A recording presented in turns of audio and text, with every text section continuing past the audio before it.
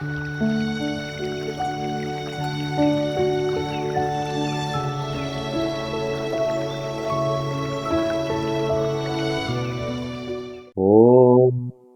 भूर्भुवः स्वः तत्सवितुर्वरेण्यं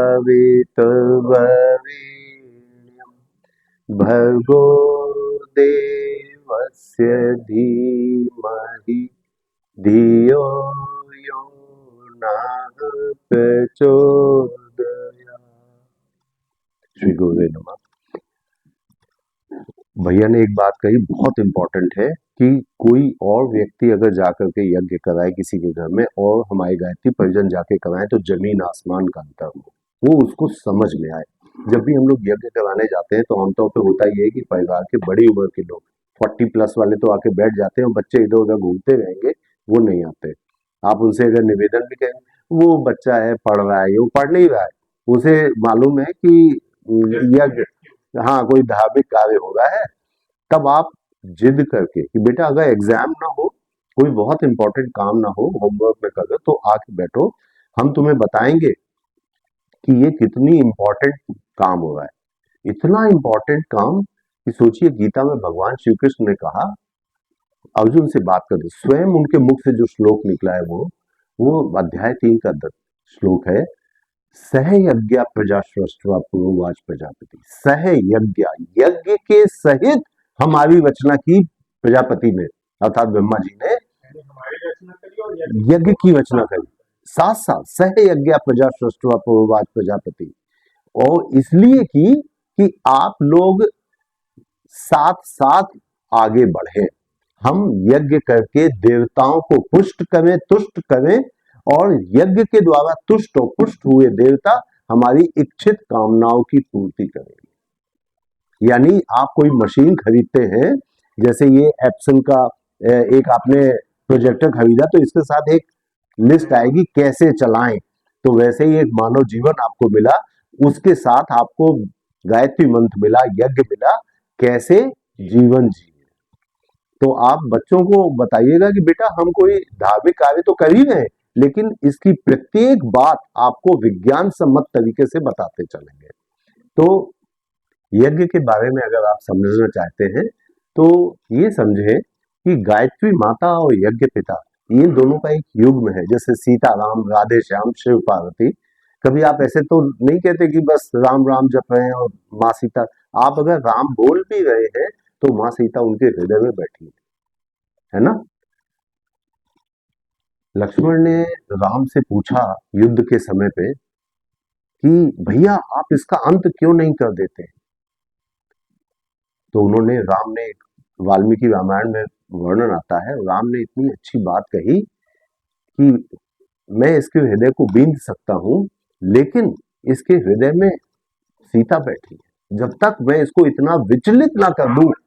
हाँ, सीता जी को चाहता था वो, तो मैं जब तक इसको इतना विचलित ना कर दूं, आप जैसे किसी से लड़ते लड़ते परेशान हो जाएंगे तो फिर आप अपने घर परिवार के विषय में और चीजों के विषय में भूल के केवल युद्ध में उलझ जाएंगे।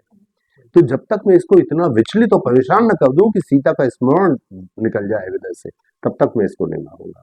तो माँ गायत्री और यज्ञ पिता हमारे जीवन के आधार है। माँ गायत्री सद्ज्ञान की अधिष्ठात्री, गायत्री मंत्र जो है वो सद्बुद्धि का मंत्र है, सद्ज्ञान देता है। तो माँ गायत्री सद्ज्ञान के अधिष्ठात्री, यज्ञ पिता सत्कर्म के प्रेरक पुरुष है। यज्ञ को जानना हो अगर, तो यज्ञ शब्द की उत्पत्ति महर्षि पाणिनि ने यज धातु से बताई है। यज्ञ का ज्ञान आध्यात्मिक पक्ष है और यज्ञ का एक विज्ञान जो है, यज्ञ का ज्ञान भी होता है और विज्ञान भी होता है। ज्ञान और विज्ञान में थोड़ा सा अंतर है। विज्ञान वो जो हम सब पढ़ते हैं, है ना। जैसे एक छोटा सा बच्चा था जेम्स वॉट, वो उसकी माँ ने कहा कि किचन में पानी खौल रहा है, जरा उसको देख लो, बंद कर देना, उसको उठा देना, ये कुछ कहा होगा।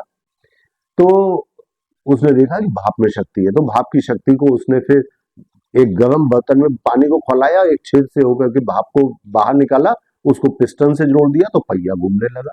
ये विज्ञान वाला भाग है। और ज्ञान वाला भाग जो है, माँ गायत्री का पक्ष जो है, वो आपका आध्यात्मिक उन्नति करती है। तो यज्ञ का ज्ञान भी है और विज्ञान भी है। हम दोनों चीजें समझेंगे आज। यज्ञ शब्द यज धातु से उत्पन्न हुआ है और यज्ञ एक जीवन जीने का सर्वोत्कृष्ट दर्शन है। यज्ञ करना का मतलब क्या है? आप कोई भी मंत्र बोले, कोई भी मंत्र बोले, चाहे गायत्री मंत्र से आहुति दें, चाहे महामृत्युंजय मंत्र से दें, लेकिन आपने देखा होगा जब मंत्र बोलते हैं उसके बाद आप कहते हैं स्वाहा और इदम गायत्रे इदम नमः, ये बोलते हैं। यानी ये जो कुछ भी है ये माँ गायत्री को अर्पित है, ये मेरा नहीं है। शास्त्रों में कहा गया है कि आप जो कुछ भी खाते हैं, अगर अपनी कमाई का भाग केवल आप ही खाते हैं, समाज को नहीं देते, तो आप चोर हैं। यहां तक कहा गया है। ये गलत है कि आपको जीवन ऐसे जीना चाहिए जैसे 19वीं शताब्दी में ईश्वर चंद्र विद्यासागर पश्चिम बंगाल में एक बहुत महान विभूति हुए। सोचिए उस समय वो 500 रुपए कमाते थे और 50 रुपए अपनी फैमिली को देते थे और 450 रुपए से गरीब बच्चों की पढ़ाई का खर्च उठाते थे। ऐसा कर सकता है हम में से कोई? अरे हम कह रहे हैं आधा भी नहीं देते हम लोग समाज को। जो लोग बहुत बड़े बड़े लोग हैं, हाँ, यूएस में होता है ये। यूएस में दीदी बहुत ज्यादा पैसा वो लोग देते हैं समाज के लिए, 90% तक हिस्सा दे देते हैं बड़ी उम्र में आने पे, 60-70 की एज में।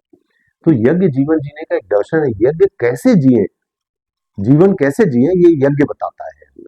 जीवन ऐसे जिए कि इदम गायत्री इदम नमः, ये जो कुछ है मेरा नहीं है, सिर्फ माँ गायत्री का है। ये भाव अंदर आ जाएगा तो आपका जो सबके मन में एक इच्छा होती है ना, कभी कभी कोई जीवन में परेशानी आती है तो अरे कब तक ये सब चलता रहेगा, इससे मुक्ति कब मिलेगी? वो मुक्ति तत्काल मिल जाएगी। गीता में भगवान श्री कृष्ण के मुख से एक श्लोक निकला है, उसमें उन्होंने कहा कि जो लोग केवल मंत्र जप करते हैं, और श्रद्धेय डॉक्टर प्रणव पंड्या भी यही सिखाते हैं कि केवल मंत्र जप जो करता है वो ठीक है, फायदा होगा गायत्री मंत्र के जप से, लेकिन अगर उस मंत्र जप के साथ जब तक ध्यान नहीं जोड़ जाता, चाहे गुरु के चित्र का ध्यान, गुरु के रूप का ध्यान, या गायत्री माता का ध्यान, या उगते हुए सूर्य का ध्यान, ठीक है, जब तक ध्यान नहीं जोड़ते आप अपने मंत्र जप के साथ, तब तक मंत्र जप की वैल्यू बहुत थोड़ी है। प्रैक्टिकली भी तो एक चीज आती है कि यदि हम मंत्र जप कर रहे हैं और ध्यान नहीं कर रहे हैं तो ऑब्वियसली हमारा ध्यान भागता है, भागता है। वही इसीलिए श्रद्धेय डॉक्टर साहब तो यहाँ तक कहते हैं कि अगर आप केवल मंत्र जप कर रहे हैं तो उसकी वैल्यू बहुत कम है, बहुत कम है। गीता में जो भगवान श्री कृष्ण के मुख से जो श्लोक निकला है उसका हिंदी में अगर ट्रांसलेशन करें तो ये कि जप से अभ्यास श्रेष्ठ है, ज्ञान श्रेष्ठ है। जप से आप जप का अभ्यास करें, मंत्र जप करें अभ्यास, तो अभ्यास से ज्ञान श्रेष्ठ है, मतलब जो आप ज्ञान प्राप्त करते हैं। ज्ञान से ध्यान श्रेष्ठ है, और ध्यान से भी श्रेष्ठ है आप जब कर्म करें तो उसके फल की इच्छा ना करें। फल त्याग आप अगर कर देते हैं, मतलब कि हम जो भी काम करें, जैसे दीदी पढ़ाने जा रही है स्कूल में, तो ये उम्मीद से ना जाए कि हमें तनख्वाह लेनी थी इसलिए जा रहे हैं पढ़ाने। नहीं, आप उसको अपना कर्तव्य मान के, समाज के प्रति एक अपना कर्तव्य मान के अगर कर रहे हैं, तो अगर आपने उसमें फल की इच्छा छोड़ दी तो वो तत्काल परम शांति को देने वाला है। तो कृष्ण भगवान ने 4 बातों को कंपेयर किया। जप, केवल गायत्री मंत्र का जप करें, उससे श्रेष्ठ है ज्ञान, ज्ञान से श्रेष्ठ है ध्यान। डॉक्टर श्रद्धेय प्रणव पंड्या कहते हैं कि आप जप बिल्कुल ना करें, लेकिन नित्य प्रति अगर ध्यान करते हैं तो ध्यान आत्मा को धो देता है। ध्यान निर्मा है, ध्यान साबुन है, सर्फ एक्सेल है, बिल्कुल वो आत्मा को ऐसे धो के चमका देगा। श्रद्धेय डॉक्टर साहब का कहना है कि आप केवल अगर ध्यान करते हैं तो आपकी आत्मा पे जो पूर्व जन्मों में किए हुए पापों का चढ़ा हुआ मैल वो धुल जाएगा, आप एकदम पवित्र होकर के निकल आएंगे। और केवल जप में लगे रहे अगर, तो प्रगति धीमी है। कैसे जीवन जिए ये यज्ञ बताता है। आप अपने पैसे से सामान खरीद के लाते हैं, हवन सामग्री अपने पैसे से खरीद के आम की लकड़ी लाते हैं, अग्नि प्रज्वलित करते हैं, उसमें हवन सामग्री डालते हैं, अर्थात आप अपने पैसे का एक अंश समाज के लिए अर्पित कर रहे हैं, यज्ञ के लिए अर्पित कर रहे हैं। ठीक है, तो यज्ञ जीवन जीने का सर्वोत्कृष्ट दर्शन है। और यज्ञ यज धातु से बना है। जहां पे भी 3 चीजें एक साथ हैं वहां पे यज्ञ है। वो 3 चीजें हैं, देव पूजन, संगतिकरण और दान। देव पूजन, संगतिकरण और दान। ये देव पूजन, संगतिकरण और दान जो है ये क्या क्या है इसको हम लोग समझेंगे। यहाँ पे यज्ञ की महत्ता बताई गई है। अगर बड़ी उम्र के लोग हैं तो आप ये सब श्लोक बता सकते हैं। यज्ञ महायज्ञ व्यष्टि समष्टि बंधा। यज्ञ जो है वो व्यष्टि को मतलब एक व्यक्ति को, और समष्टि मतलब संपूर्ण सृष्टि को जोड़ने का माध्यम है। ठीक है। और अयम यज्ञो विश्व से बहुना से नाभि। नाभि क्या होता है? हमारे स्थूल शरीर का केंद्र है। यहीं से तो हम अपनी माँ के गर्भाशय से जुड़े हुए थे, यहीं से तो हमारी उत्पत्ति हुई नाभि से। तो नाभि जो है एक जैसे सर्किल बनाए, गोला बनाए, तो गोले में भी जो उसका सेंटर है, वही केंद्र, वही तो सबसे इंपॉर्टेंट पॉइंट है गोले में, है ना। तो अयम यज्ञो विश्व से बहुना से, ये समस्त सृष्टि का केंद्र बिंदु है यज्ञ। केंद्र बिंदु इसलिए है कि मान लीजिए हमारे आज आप देखिए भारतवर्ष अलग क्यों चमक रहा है, पूरी दुनिया में अलग क्यों है? यूक्रेन और रूस का युद्ध चल रहा है, कितने लोग मर रहे हैं, है ना। और फिलिस्तीन और इसराइल का युद्ध चल रहा है, कितने लोग मर रहे हैं, कितनी औरतों की बेइज्जती हो रही है, लेकिन कोई ये नहीं सोच रहा कि दूसरे के घर में भी तो कितना दुख हो रहा है। लेकिन भारत ने हमेशा अपने साथ साथ सबका तो सबका सुख सोचा, इसीलिए हम बिल्कुल अलग और चैन से हैं। ओम अग्निमीले पुरोहितम, ऋग्वेद के प्रथम अध्याय के प्रथम सूत्र में यज्ञ की बात बताई गई है। ओम अग्निमीले पुरोहितम। पुरो कहते हैं आगे को, पुरोहित मतलब जो समाज को आगे ले जाए, जो एक ग्रुप को आगे ले जाए, वो पुरोहित। आगे आगे चलो, है ना, आगे चलो, लीड करो। तो अग्निमीले पुरोहितम यज्ञ सुदेवजम होतारम रत्नदात्मम। यज्ञ करने से अग्नि देव जो है वो क्या करते हैं कि हमें देवत्व से भरपूर कर देते हैं। होतारम, होता कहते हैं यज्ञ करने वाले को, होता कहते हैं यज्ञ करने वाले को। आओ यशकामी होताओ, आओ आओ यजन करें, वो गीत सबको याद होगा दीदी लोगों को। तो होता कहते हैं यज्ञ करने वालों को, जो यज्ञ करता है उसको रत्न से लाद देता है, रत्नों से मालामाल कर देता है यज्ञ। हाँ, वो यज्ञ जो रत्न होंगे, जो ही नहीं रुपए पैसे ही तत्काल बरस पड़ेंगे, वो आध्यात्मिक उन्नति भी होती चलती है। तो ये सब बातें आप उनको बता सकते हैं। यज्ञ का जो व्यवहारिक भाषा में अर्थ है, उसमें जो मेन पार्ट है यज्ञ से जो सीखना चाहिए वो ये इदम न मम, है ना।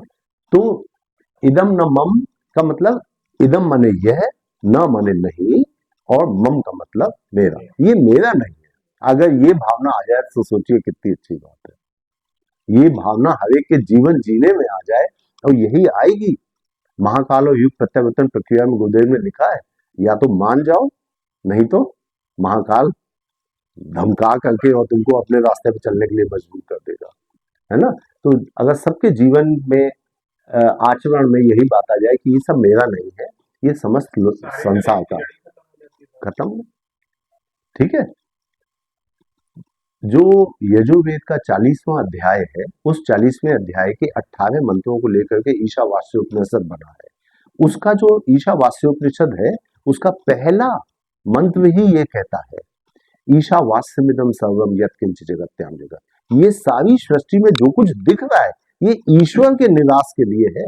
ईशावास्य, ईश्वर के निवास के लिए है। ईशावास्यमिदं, इदम माने ये जो कुछ दिख रहा है ईश्वर के निवास के लिए है। ईशावास्यमिदं सर्वम, सब कुछ। ईशावास्यमिदं सर्वम यत्किंच जगत्याम जगत। जगत कहते हैं जिसमें गति है, जगत, जगत मतलब सृष्टि। और ये घूम रहा है पृथ्वी, ये तो पता ही है, अपनी एक्सिस पे भी घूमती रहती है तेजी से, और सूर्य के चारों ओर भी घूमती रहती है, और सूर्य अपने सारे प्लैनेट्स को साथ लेके महासूर्य की परिक्रमा करता रहता है। सभी लोग गतिमान है। तो जिसमें गति है, जगत, वो जगत है। ठीक है। तो ये सारी सृष्टि ईश्वर के निवास के लिए बनी है। यही बात अगर हमारे आचरण में आ जाए, मेरे लिए नहीं, इस सबके लिए। तो यज्ञ के 3 इंपॉर्टेंट पार्ट हैं, देव पूजन, संगतिकरण और दान। देव पूजन का मतलब होता है ईश्वरीय दिव्य शक्तियों की आराधना। ठीक है। देव पूजन का मतलब, अब जैसे हम लोग जीवन जी रहे हैं, तो इसमें देव पूजन का मतलब जो हमसे बड़े हैं उनके अच्छे गुणों को अपने अंदर धारण करना। जैसे ओम सुबह उठे अपने पिता के चरण स्पर्श करें, और गुरुदेव ने कहा है, मैंने आपको लोगों को कई बार बताया स्वाध्याय में, एक भैया अपने गायत्री परिवार में आए सन 1980 और 85 के आसपास। तो उन्होंने कहा कि गुरुदेव जब हम अपने घर से चले तो पिताजी नाराज हो गए। पिताजी भाई सोचिए, सही बात है, एक कमाऊ पूत घर से चला जाएगा तो पिताजी कहेगा बुढ़ापे के लिए मैंने तुझको बनाया था, पैदा किया था, अब तू बुढ़ापे में जाके गुरु के पास जाएगा तो मेरा क्या होगा। तो उन्होंने चलते समय श्राप दे दिया अपने बेटे को, कहा कि तेरी साधना निष्फल हो जाए। जब उन्होंने कह दिया कि नहीं हम तो गुरु के पास ही जाएंगे, तो बोले तेरी साधना निष्फल हो जाए। तो रोते रोते गुरुदेव के पास आए, बॉन्ड था गुरुदेव से, तो आए और बोले गुरुदेव पिताजी ने तो श्राप तक दे दिया, चलते समय नाराज हो गए। तो उन्होंने कहा कि पूर्व जन्मों में तेरे पिताओं और माताओं ने तुझे इतने आशीर्वाद दिए हैं कि इस सृष्टि में इस समय ऐसी कोई चीज नहीं है जो तू मांगे और मैं दे ना सकूं, सिर्फ तेरे माता पिता के आशीर्वाद से। तो उन्होंने कहा उन्होंने तो श्राप दे दिया। तो उन्होंने ये कहा ना तेरी साधना निष्फल हो जाए, ये कहा ना। बोले हाँ यही कहा। तो बोले तू ये सूत्र भूल गया। क्या भूल गया? ध्यान मूलम गुरु मूर्ति, पूजा मूलम गुरु पदम, और गुरु वाक्यम, और मोक्ष मूलम। तो मोक्ष बोले क्या? तेरी किसी की ध्यान मूलम गुरु मूर्ति। अगर ध्यान कर रहे हो तो गुरु की मूर्ति का ध्यान केंद्रित करो। ध्यान मूलम गुरु मूर्ति, पूजा मूलम गुरु पदम, और पूजा करो तो गुरु के चरणों की पूजा करो, उनके अंगूठे पे ध्यान लगाओ, उनके पैरों पे ध्यान लगाओ। ये तुम्हारी पूजा का आधार होना चाहिए आगे बढ़ने के लिए। और मंत्र मूलम गुरु वाक्यम, जो गुरु ने कह दिया वो मंत्र है, ठीक है। और मोक्ष मूलम गुरु कृपा, यानी मोक्ष कैसे मिलेगा? गुरु की कृपा से। कि आज तक इस सृष्टि में किसी ने अपनी साधना से मोक्ष नहीं पाया, गुरु की कृपा से पाया। उन्होंने कहा कि तेरे पिता ने तुझको यही तो कहा है कि तेरी साधना निष्फल जाए, बस जाने दे, तेरी साधना से मुझे क्या करना। बोले मैंने मंत्र जाप करके रखा है तेरे लिए, बहुत कुछ करके रखा है, और जिस दिन मेरा मन होगा मोक्ष दे दूंगा तुझे, ठीक है। तो वो बहुत खुश हुए। तो मैं बात ये कह रहा था कि उनसे गुरुदेव ने कहा पूर्व जन्मों में तेरे द्वारा अपने माता पिता की इतनी पूजा की गई, पूजा मतलब जो माता पिता कहे अच्छी बात हो मानो, इतना आदर सम्मान किया गया है कि इस समय इस सृष्टि में कोई ऐसी चीज नहीं कि तू मांगे और मैं दे ना सकूं। तो सोचिए माता पिता के, तो यही बात है देव पूजन। समाज में जो लोग हमसे बड़े हैं, समाज में जो लोग हमसे बड़े हैं, उनके अच्छे गुणों का, अब वो बड़े चाहे पद में हो, चाहे आयु में हो, ज्ञान में हो, या साधना में, किसी भी कारण से बड़े हो। जैसे मैं शांति कुंज में भी जाके रहने लगा, तो वहां छोटे बच्चे भी कभी कभी पैर छूने लगते हैं, तो मैं कहता हूँ भैया तुम मुझसे बड़े हो। कैसे बड़े? हमने कहा तुम पहले पैदा हुए शांति कुंज में, तो अभी 6 महीने से हूँ। तो हंसते हैं सब। तो बड़ा वो जो ज्ञान में, आयु में, पद में, साधना में, किसी भी कारण से आपसे ज्ञान वृद्ध हो तो भी पूजनीय है। एक आर्य समाज के बहुत बड़े सन्यासी आते थे, आनंद स्वामी। वो गुरुदेव से उम्र में छोटे थे, लेकिन सन्यास, आर्य समाज में सन्यासी होते हैं, और गुरुदेव गृहस्थ थे। तो वो जैसे ही पता चलता था गुरुदेव को वहां, तो दौड़ते थे। तो एक बार वो गुरुदेव उनको रिसीव करने आए नीचे उतर करके, तो उन्होंने कहा पैर छूने के लिए गुरुदेव आगे बढ़े, तो उनका खबरदार, हाँ खबरदार पंडित श्रीराम शर्मा आचार्य, आपने यदि मेरे पैर छुए तो मैं सबको बता दूंगा आप कौन है। तो समाज में जो भी आपसे उम्र में, ज्ञान में, पद में किसी भी तरह से बड़े हैं, उनका आप अध्ययन करें, उनके जीवन का, उनके अच्छे गुणों को अपने जीवन में उतारने की कोशिश करें। ये है देव पूजन। समाज में संगतिकरण कैसे करें? जो समाज में आपके समकक्ष लोग हैं, बड़े नहीं हैं, छोटे नहीं हैं, लेकिन आपके बराबर के लोग हैं, उन लोगों का सहयोग करें। अगर ओम भैया स्कूलों में जाकर के बात करते हैं कि यहाँ पे क्लास होती है, तो सब लोग लेक्चर देना सीखें, और अगर एक दिन में 5 जगह लेक्चर होगा तो क्या ही आनंद आएगा, है ना। दान, अपने से छोटे जो उम्र में, ज्ञान में, पद में, शक्ति में किसी तरह से आपसे कम है, उन लोगों को भीख नहीं दे, उनको ऊपर उठा के अपने बराबर लाए। ये है दान। दान देने का एक मतलब ये भी होता है कि कोई गरीब है तो आप उसको पैसे से मदद कर दे, वो मदद थोड़े दिनों के लिए है। अगर आप उसको ज्ञान का दान देंगे, अगर आप उसको अध्यात्म के रास्ते पे चला देंगे, ऐसा दान देंगे कि उसकी शक्ति बढ़ जाए, तो हमेशा के लिए वो किसी पे आश्रित नहीं रहेगा। ऐसा दान चाहिए। दान तो, और फिर अगर देना है तो लियो टॉल्स्टॉय जैसा दीजिए। टॉल्स्टॉय रूस के एक बहुत बड़े लेखक थे, उपन्यास लिखते थे, लेकिन उनकी पत्नी उनसे बड़ी परेशान रहती थी। कहती थी आप घर से बाहर निकलते हो तो पैंट कमीज के अलावा सब कुछ दान दे आते हो, अपना बटुआ तक दे देते हो, अपने पैसे दे देते हो, कोट टोपी हैट सब निकाल के दे देते हो, और केवल कपड़े बचे रहे, मतलब इज्जत बची रहे, उस तरह से लौट करके आते हो। तो बोले पीछे से निकला करो घर से कभी कभी, हर समय से बांटते हुए चले आते हो। तो जब एक दिन पीछे से निकले चुपचाप, तो देखा वहां भी मांगने वालों की भीड़ लग गई। तो उन्होंने अपना सब कुछ दिया। अब अंत में उन्होंने देखा कि एक दूर से आदमी चला रहा है, दो बैसाखी लगाए हुए, बड़ी मुश्किल से चल रहा है, टक टक करता हुआ उनके पास तक आया। अब उनके आंसू निकल आए, टॉल्स्टॉय के आंसू निकल आए कि हम तुम्हें कुछ दे नहीं पाएंगे, मेरा खत्म हो गया सब कुछ देने का। रोने लगे, उसको गले से लगा लिया, बोले भैया मेरे पास कुछ बचा नहीं है। तो कहने लगा अरे ऐसा क्यों कह रहे हैं, आपने जो मुझे प्रेम दिया, किसने मुझको गले से लगाया? भीख देते हैं लोग, गले से लगाया किसी ने मुझे आज तक? आपने जो प्रेम दिया वो सबसे बड़ा दान है। तो आप देव पूजन को समझें कि दूसरों के सद्गुणों को अपने अंदर धारण करें, संगति के वर्ण सहयोग करें उनके अच्छे कामों में, और दान, ऐसा दान, ज्ञान का दान, शक्ति का दान, जो कुछ भी आप दे सकते हैं ऐसा दें कि वो आपके समकक्ष बन जाए, अपने जैसा बना ले। हर्षवर्धन का नाम, हर्ष, सम्राट हर्ष का नाम सुना होगा आपने। वो जाते थे अपनी बहन के साथ, पत्नी के साथ, और हरिद्वार में हर की पैड़ी पे हर साल वो अपना सर्वस्व दान कर देते थे। सब कुछ खाली होकर के आते थे राज्य में। मानधाता एक सम्राट थे, उन्होंने शंकराचार्य को अपने राज्य की समस्त संपत्ति दे दी कि आप जो काम कर रहे हैं, आप जगह जगह घूम घूम के धर्म का प्रचार कर रहे हैं, वो बहुत अच्छा काम है, आप मेरे पैसे ले लीजिए, आप जहां भी चाहें वहां पे मंदिरों का निर्माण कराएं, जहां चाहें वहां शक्तिपीठों का निर्माण कराएं। तो जो चार शंकराचार्य की जो पीठ है वो मानधाता सम्राट के पैसे से हुई। अहिल्याबाई का नाम ले सकते हैं। अहिल्याबाई जो है वो, उन्होंने अपने पैसे से सारे मंदिरों का जीर्णोद्धार करवाया, जो टूट फूट गए थे उन तक कब कराया था। ये बात आती है यज्ञ। ये यज्ञ क्या वही है जो हम लोग कुंड में अग्नि जला करके आहुति देते हैं? क्या वही यज्ञ है? नहीं, ऐसा नहीं है। यज्ञ का सिद्धांत हर प्रणाली, हर चक्र में संतुलन बनाए रखने के लिए होता है। यज्ञ कहाँ कहाँ पे हो रहा है?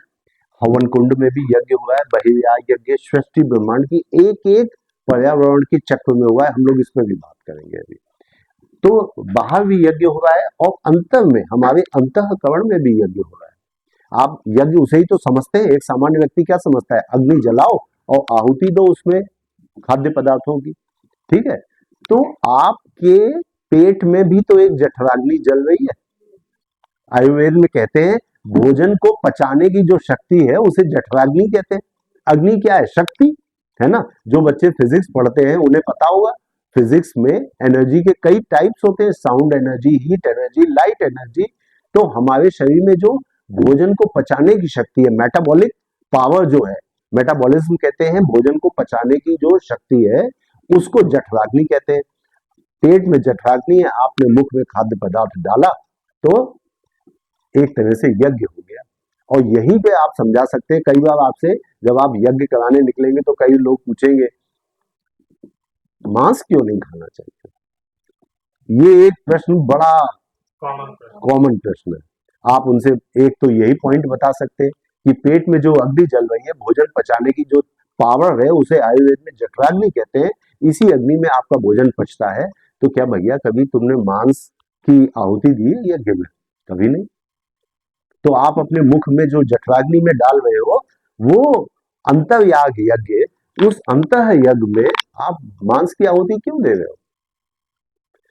समझाने के लिए बहुत सारे पॉइंट्स हैं, और विज्ञान के तथ्य पे के लेवल पे तो बहुत कुछ बताया जा सकता है। आप एक और बात बड़ी उम्र के लोगों को समझ दो कि भोजन में एक बार अगर भोजन में मक्खी पड़ जाए, बाल आ जाए तो लोग उसको अलग कर देते हैं। आप वही जानवर खा रहे हैं, कैसे खा सकते हैं? दूसरी बात, बायोलॉजी के पॉइंट ऑफ व्यू से बताते हैं। मांस जो है वो जल्दी पच जाता है, साग सब्जी पचने में देर लगती है। तो जो मांसाहारी जीव है उनकी आंतें भगवान छोटी बनाते हैं। हमारी आंत शाकाहारी जीवों की तरह से लंबी है। अगर हम भोजन खाएंगे तो भोजन मांसाहार करेंगे तो भोजन तो पच गया बहुत जल्दी और आंत बहुत लंबी है, तो पचा हुआ भोजन बल के रूप में उसमें जब चलता रहता है तो कैंसर का कारण बन जाता है। विदेशों में जो लोग मांस ज्यादा खाते हैं उनको कोलन का, बड़ी आंत का कैंसर बहुत होता है। हम लोग शाकाहारी है ना, तो हर व्यक्ति आप में से दिन में एक बार या कई कई लोग तो 2 बार तक टट्टी करने जाते हैं, है ना। वो लोग केवल मांस जो खाते हैं तो उसमें कुछ बचता ही नहीं, फाइबर तो बचा ही नहीं। सेल्यूलोज जो होता है, कोशिकाओं के चारों तरफ दीवार जो होती है सेल्यूलोज की, वो नहीं पचा पाते हैं हम लोग। तो सेल्यूलोज ना पचने के कारण जब हम लोग साग सब्जी और फल खाते हैं, सलाद खाते हैं, तो टट्टी बनती है, फाइबर बचता है, वो पच, है ना। और चूंकि मांस अगर खाने लगेंगे तो क्या होगा, बहुत दूर तक पचा हुआ जो मांस है वो चलेगा आंतों में, और उसमें कुछ है तो नहीं, सेल्यूलोज तो है नहीं, जो ना पचे फाइबर मल तो बना नहीं, तो वो कैंसर का कारक बन जाता है। विदेशों में कोलन का कैंसर बहुत होता है, हमारे यहाँ बहुत कम होता है। हमारी आंतें शाकाहारी जीवों की तरह से, बड़ी आंत छोटी आंत जो है शाकाहारी जीवों के हिसाब से है। विदेशों के जो लोग मांस ज्यादा खाते हैं वो हफ्ते में 2 बार या 3 बार टट्टी करते हैं। आपको बड़ा अजीब लगेगा ये सुन करके। उनके यहाँ, साइंटिफिक रीजन तो आपने बता ही दिया ना, हाँ, तो पनीर क्योंकि का है तो उनके यहाँ कुछ बचता नहीं भोजन से। मछली खाई, मछली खाई, पतला पतला मांस के टुकड़े काट करके वो खा गए, अंडे बॉईल करके खा लिए। तो ये सब जब खाते हैं तो बचता कुछ नहीं है, मल बनता नहीं है, तो हफ्ते में 2 बार या हफ्ते में 3 बार जाना उनके कॉमन बात है। हमारे कुछ मोहम्मदन मित्र हैं जिन्होंने ये छोड़ा एक्चुअली बीमारी के कारण, हाँ, कि उनको बीमारियां हो गई और डॉक्टर ने सजेस्ट कर दिया तो उनको बहुत फायदा हुआ, लेकिन उनको अभी तक ये नहीं मालूम कि हाँ मांसाहार खाने से मतलब अभी आज बहुत अच्छा पॉइंट्स तो इतने नहीं, पॉइंट्स तो इतने हम तुम्हें बताएं। आपने शेर के मुंह की फोटो देखी है माता के साथ, देखी होगी दुर्गा माता के साथ, दांत उसके लंबे लंबे निकले रहते हैं। कुत्तों के दांत लंबे ऐसे दिखे, फाड़ने के मांस को फाड़ने के लिए। हम लोग कोई फाड़ते तो है नहीं, हमारे तो दांत है, वही फल काटा सब्जी खाई तो वो चबाने के दांत हमारे थे। हमारे दांतों का स्ट्रक्चर तक भगवान ने बनाया है शाकाहारी, है ना। एक एक बात आप बोल सकते हैं। और दूसरी बात, एक बार एक यूनिवर्सिटी में मांसाहारी और शाकाहारी छात्रों के बीच में भिड़ंत हो गई भोजन बनाने के लिए। भाई भोजन, मान लीजिए हम सब एक मेस में खाना खाते हैं, तो कुछ लोगों को, मान लो इस बच्चे को मांस पसंद है तो ये कहने हमारे लिए तो मांस भी बनना चाहिए कभी। बाकी ऐसे कई बच्चे बोले मांस बनना चाहिए, तो उन्होंने कहा ठीक है, सब लोग खोज करके लाएंगे, खोज साइंस की खोज करके लाएंगे। अगर आप कहते हैं मांसाहार श्रेष्ठ है तो हम मांसाहारी बन जाएंगे और सब लोग मांस खाया करेंगे। आप कहेंगे शाकाहार श्रेष्ठ है विज्ञान के हिसाब से, तो फिर वही चब बनेगा। आपको जान के आश्चर्य होगा, साइंस के आधार पर शाकाहार सर्वश्रेष्ठ निकला। क्यों? कारण बता देता हूं, आपको भी समझना पड़ेगा। इसलिए समझना पड़ेगा, वो लोग मांसाहार वाले लोग क्या कहते हैं, अगर हम इतने जानवर नहीं खाएंगे तो जानवरों की अधिकता हो जाएगी, ये कहते हैं। अब आप उनको बताया ये गया कि एक सुअर अगर आप खाने के लिए तैयार करते हैं तो मान लीजिए जब तक वो 1 साल का या 2 साल का हुआ जब ही तो काटोगे। ये तो है नहीं कि बच्चा काट लिया। बड़ा करने में जितना वो शाकाहारी भोजन खा जाता है, उस भोजन को अगर लोग खाएंगे तो कितने लोगों का काम चल जाएगा, है ना। मांस को प्राप्त करने में वो जितने दिनों तक हम उन पशुओं को पालते हैं तब तक वो और भी भोजन, इतना सारा खा लिया। कितना भोजन तो वो खा गए। दूसरी बात, उस भोजन को पचाने के बाद टट्टी के वास्ते से वो गंदगी, दुर्गंध और गैस निकालते हैं मीथेन, वो भी वातावरण को हानि पहुंचाती है। और तमाम ऐसी बातें बताई गई कि सारे लोगों ने कहा हाँ शाकाहार सर्वश्रेष्ठ है।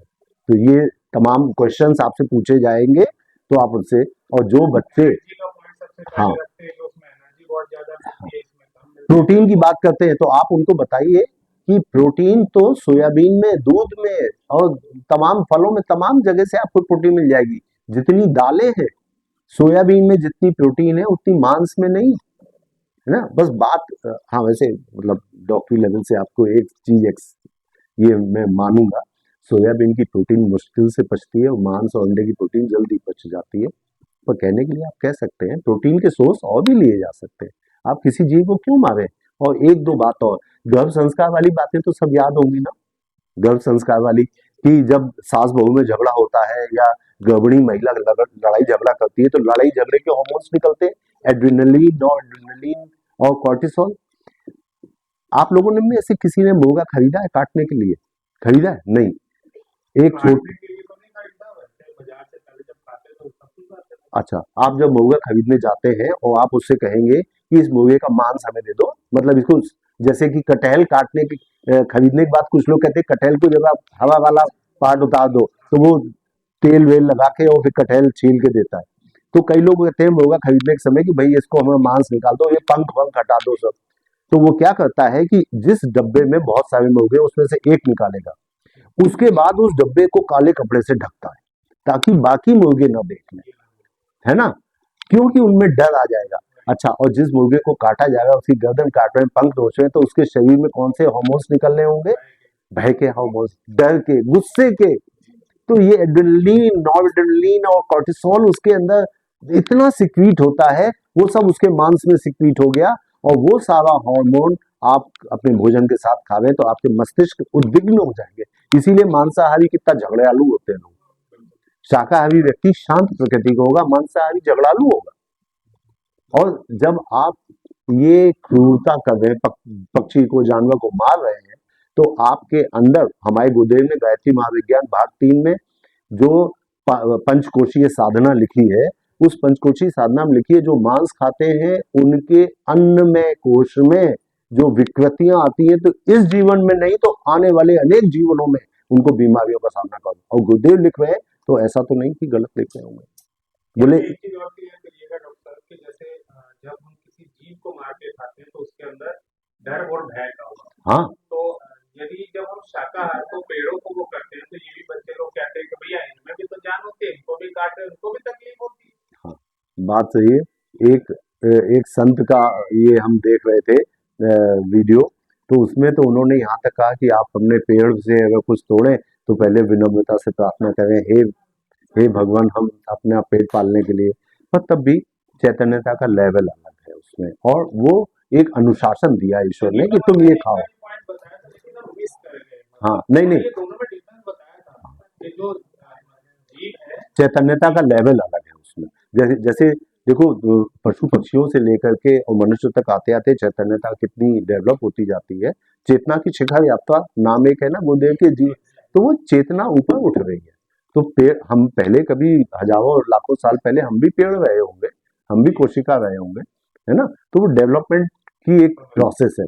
एक यानी आज हमारा जो लेवल है प्रेम का और मतलब प्रॉब्लम्स का, हाँ, उसमें और उसमें और थोड़ा डिफरेंस सा है, हम डिफरेंस है। उससे आगे आगे आगे। हाँ, एक बात और भी है कि अगर हम आपको ईंटें दें तो मकान बनाना आसान है, ईंटें दें तो मकान बनाना आसान है, लेकिन अगर आप जानवर खाते हैं तो वो चेतना उस जानवर में इतनी इवॉल्व है कि उसको आपके अंदर इनकॉर्पोरेट करने में उसके गुण भी आते हैं। आप अगर सेव खाते हो हैं तो सेव की जो गुस्सा है, सेव का जो दूसरों को नुकसान पहुंचाने की प्रवृत्ति है, वो सब भी आपके अंदर आएगा, है ना।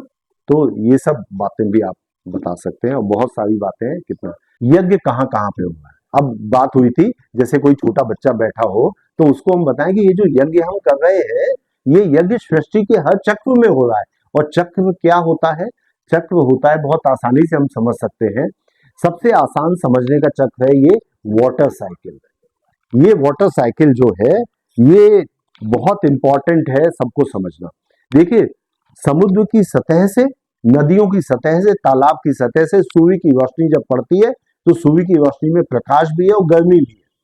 तो गर्मी से वो पानी वाष्पीकृत होकर के ऊपर उठता है। ये पानी वाष्पीकृत होकर के जब पॉइंटर ऊपर। ये पानी जो है वाष्पीकृत होकर के जब ऊपर जाता है तो बादलों में जाकर के ये पानी कंडेंस हो जाता है, मतलब ये सघन हो जाता है, और वर्षा की बूंदों के रूप में ये पानी नीचे बरसता है। जब बरसात होती है तो बरसात में ये पानी जो नीचे बरस रहा है, तो ये पेड़ पौधों की प्यास बुझाता हुआ, भूमि को सिंचित करता हुआ और वापस नदी नालों के द्वारा फिर से समुद्र में मिल जाता है। तो एक वाटर की साइकिल हो गई ना, कि धूप की गर्मी से पानी इवेपोरेट हुआ, वाष्पीकृत हुआ, कंडेंसेशन के बाद बादलों में पानी की बूंद बन गया, बरसात के समय पे ये वर्षा वापस पेड़ पौधों की प्यास बुझाता हुआ, भूमि को सिंचित करता हुआ नदी नालों के द्वारा वापस समुद्र में आ गया। तो ये एक वाटर साइकिल हो गई। अब इस वाटर साइकिल से आप ये भी समझाइए कि देखिए, इस वाटर साइकिल में किसी ने पानी को अपने पास रोका? किसी ने नहीं। अपना कर्तव्य कर रहे हैं सब। सूर्य अपना कर्तव्य कर रहा है, गर्मी के कारण पानी वाष्पीकृत हो रहा है, बादलों में जा रहा है, वो कंडेंसेशन के बाद वर्षा की बूंदें बन करके नीचे धरती पे आ रही है। लेकिन आदमी क्या करता है?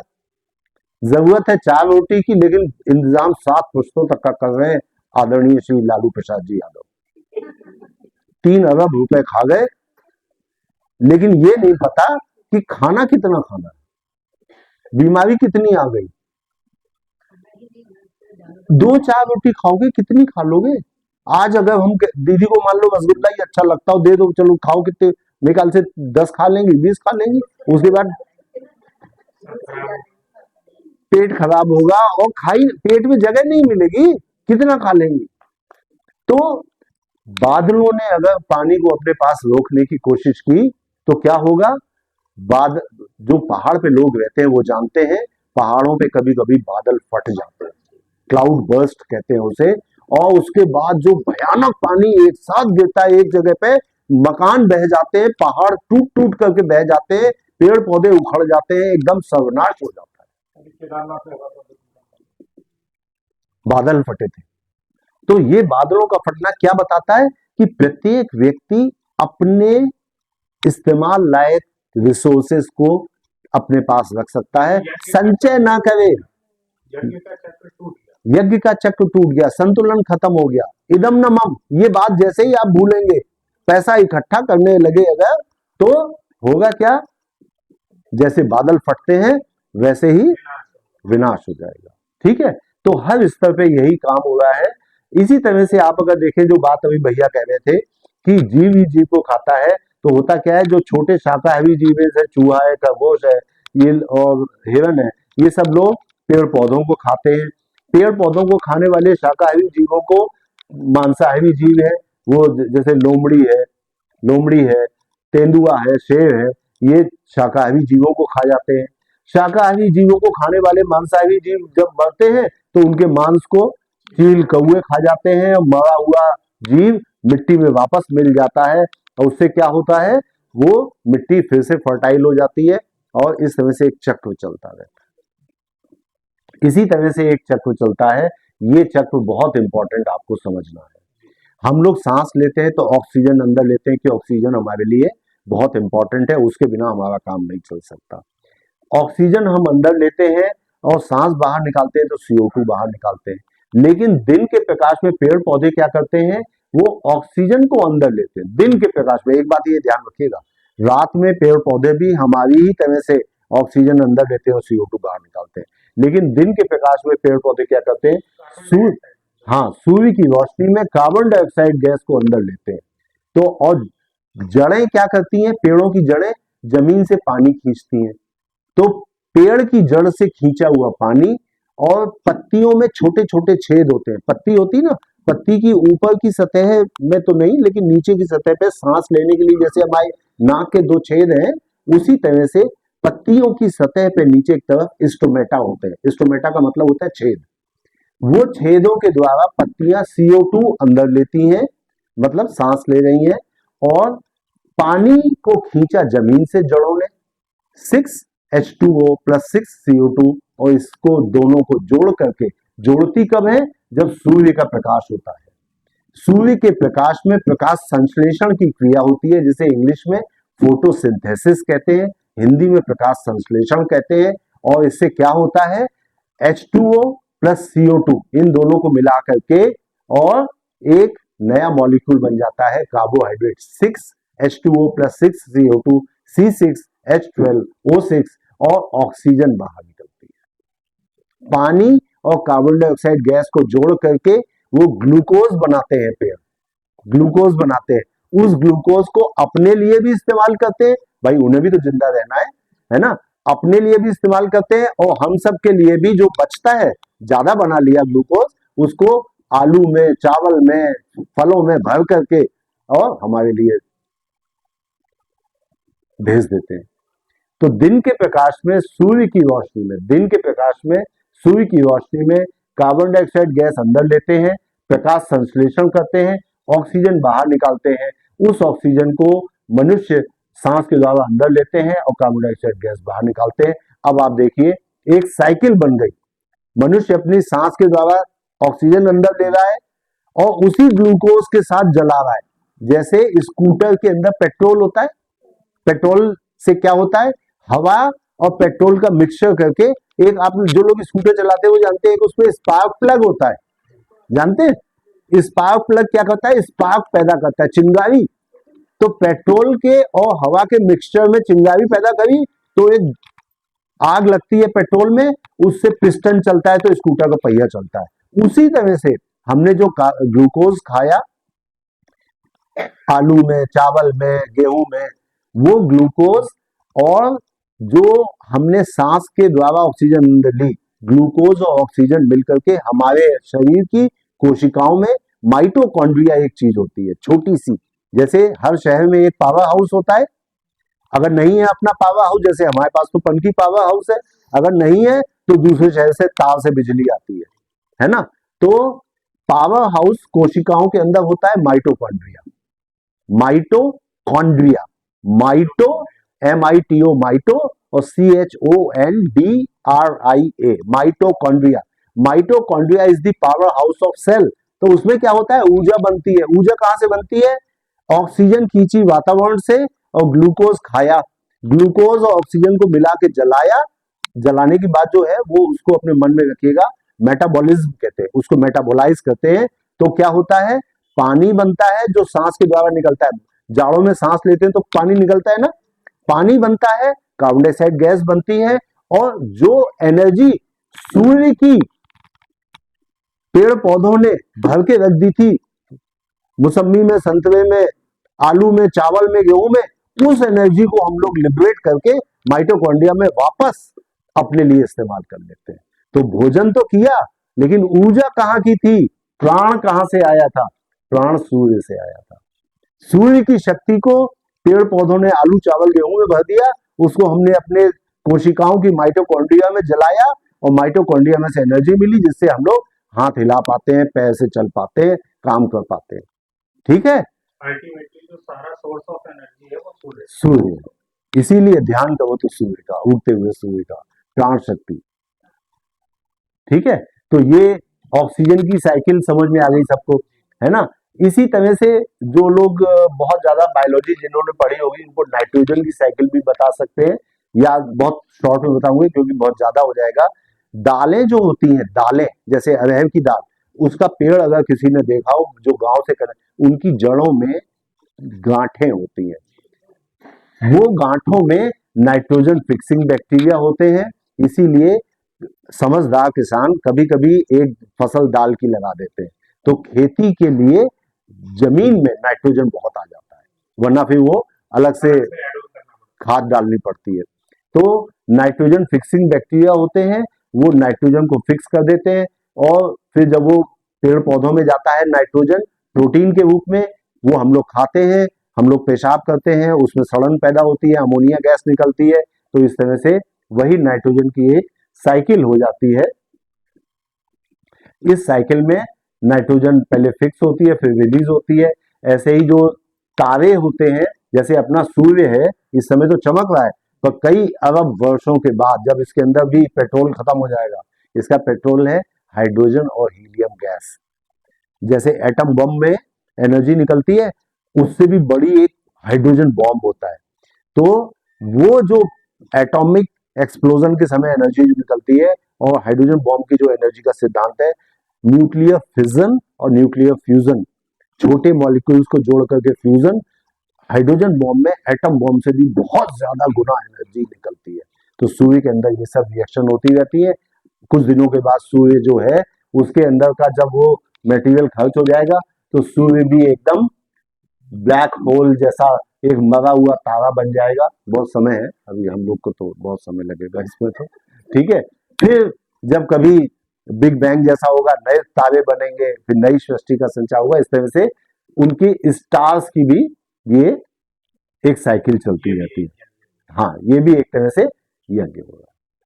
और जहां पे यज्ञ नहीं होता वहां पे असंतुलन आता है। ये हमने बताया आपको, जैसे बादल फटना, बहुत ज्यादा आप खाना खा ले, एकदम नम की बात भूल जाए तो पेट फूल जाएगा, पेट खराब हो जाएगा, लूज मोशन हो जाए। जहां ये भूले कि ये सब मेरे लिए नहीं भाई, बांट के खाना चाहिए, भूल गए तो पेट खराब। तो जब बहिर्याग यज्ञ में प्रॉब्लम होती है तो क्या होता है, बहिर्याग यज्ञ में भूकंप, तूफान, अतिवृष्टि, महामारी, अभाव, सामूहिक विद्वेष, युद्ध, भय, शोक। अतिवृष्टि मतलब बहुत ज्यादा वर्षा है। और अंतर्याग यज्ञ में क्या होता है, अगर अंदर असंतुलन आएगा तो बीमारी आ जाएगी, ठीक है। अब यज्ञ के प्रकार, यज्ञ बहुत तरह का होता है। जैसे आपके कानपुर शहर में कोई विद्वान जो गीता का ज्ञान रखते हैं वो आते हैं, गीता पर प्रवचन करते हैं, तो बड़े बड़े बोर्ड लग जाते हैं, गीता ज्ञान यज्ञ। वो ज्ञान दिया दिया जा रहा है, उसके पास ज्ञान है, वो आपको देना चाहता है। आप अगर लेना चाहें तो जाके बैठे, गीता पे ज्ञान प्राप्त करें। तो गीता ज्ञान यज्ञ। आपको याद होगा महात्मा गांधी के एक शिष्य थे विनोबा भावे, उन्होंने भूदान यज्ञ चला, भूदान। वो सबके अमीर लोगों के पास जाते थे, भैया आपके पास 100 बीघे खेत है, 1-2 बीघा खेत गरीब लोगों के लिए दे दीजिए। उनकी साधना इतनी थी, उनकी शक्ति इतनी थी, भगवान शिव के अंश थे। श्रद्धेय डॉक्टर प्रणब पंड्या कहते हैं कि महात्मा गांधी तो मामूली आदमी थे, हम उनको बस इतना कह सकते हैं, एक नैतिक महापुरुष थे, देश की स्वतंत्रता संग्राम में उन्होंने लीड किया। लेकिन उनके शिष्य विनोबा भावे साक्षात भगवान शिव के अंश थे और वो एक महापुरुष थे, आध्यात्मिक पुरुष थे। विनोबा भावे भारतवर्ष में पदयात्रा करके उन्होंने इतनी जमीन इकट्ठी करी, गरीबों में बांटी कि एक भूदान यज्ञ हो गया। तो इसी तरह से तमाम तरह के यज्ञ होते हैं। आप जो कुछ भी यज्ञ करते हैं वो एक ही भावना से करते हैं कि सब कुछ मेरा नहीं है, हमें दूसरों को भी देना है। जैसे आहार यज्ञ हमने आपको भी बताया, आप अपने पेट की जठराग्नि में जो कुछ भी डालते हैं वो आहार यज्ञ है। और यज्ञ प्राचीन काल में जहां पे होते थे वहां पर तीर्थ बनते थे। भगवान राम ने जब रावण को मारा तो मारने के बाद उनको लगा कि रावण तो मर गया, लेकिन रावण जैसी सोच अभी बहुत सारे लोगों के मन में जीवित है। यानी कैंसर का जब इलाज होता है तो क्या होता है, कैंसर को जैसे किसी के ब्रेस्ट में कैंसर हो तो काट के निकाल दिया, लेकिन कैंसर के कीटाणु पूरे शरीर में फैले तो रेडिएशन भी देते हैं, दवाई भी देते हैं। यानी भगवान राम को लगा कि रावण तो मर गया, लेकिन रावण की सोच अभी जीवित है। अर्थात सूक्ष्म वातावरण में बुरी सोच, गलत सोच अभी भी छोटी छोटी मात्रा में बची है। तो उन्होंने क्या किया, बनारस के गंगा नदी के घाट पे बैठ करके 10 अश्वमेध यज्ञ किए। उस घाट का नाम दशाश्वमेध घाट पड़ा। जहां पे यज्ञ होता है वहीं पे तीर्थ बनते हैं। आपको पता है हिंदुओं का सबसे प्राचीन तीर्थ कौन सा है, नैमिषारण्य, जिसको लोग नीम सागर विश्विक कहते हैं।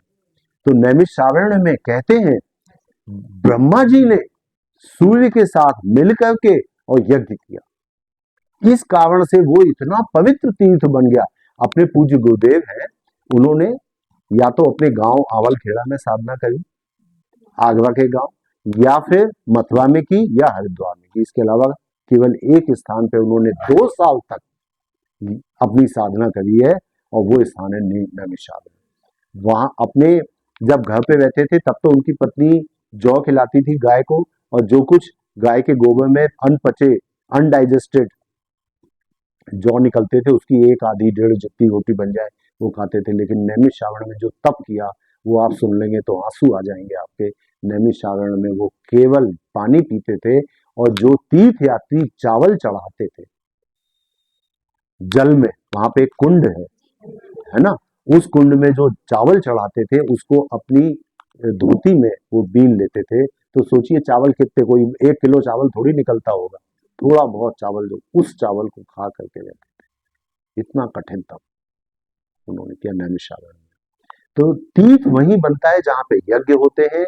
और जो यज्ञ है वो मैंने आपको बताया कि जब भगवान कृष्ण ने पांडवों की मदद से कौरवों का अंत कर दिया, उसके बाद उनको लगा कि वातावरण में अभी भी, सूक्ष्म वातावरण में अभी भी गंदे विचार बचे हुए हैं।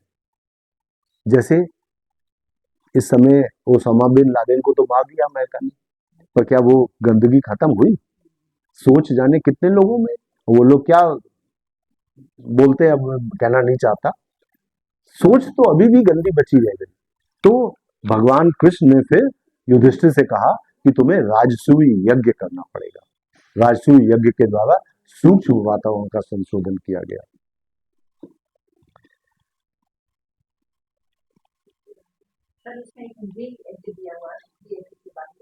पितृ यज्ञ, पितृ यज्ञ जो आप अपने पिता के निमित्त कर, नृ यज्ञ, हाँ, नृ माने मनुष्य। गुरुदेव ने भी एक बार नवमेघ यज्ञ किया था, तो उसकी बड़ी चर्चा हुई। नवमेघ यज्ञ, लोगों ने कहा क्या बलि देंगे? नवमेघ का मतलब होता है बलि देना, मनुष्यों की बलि देंगे?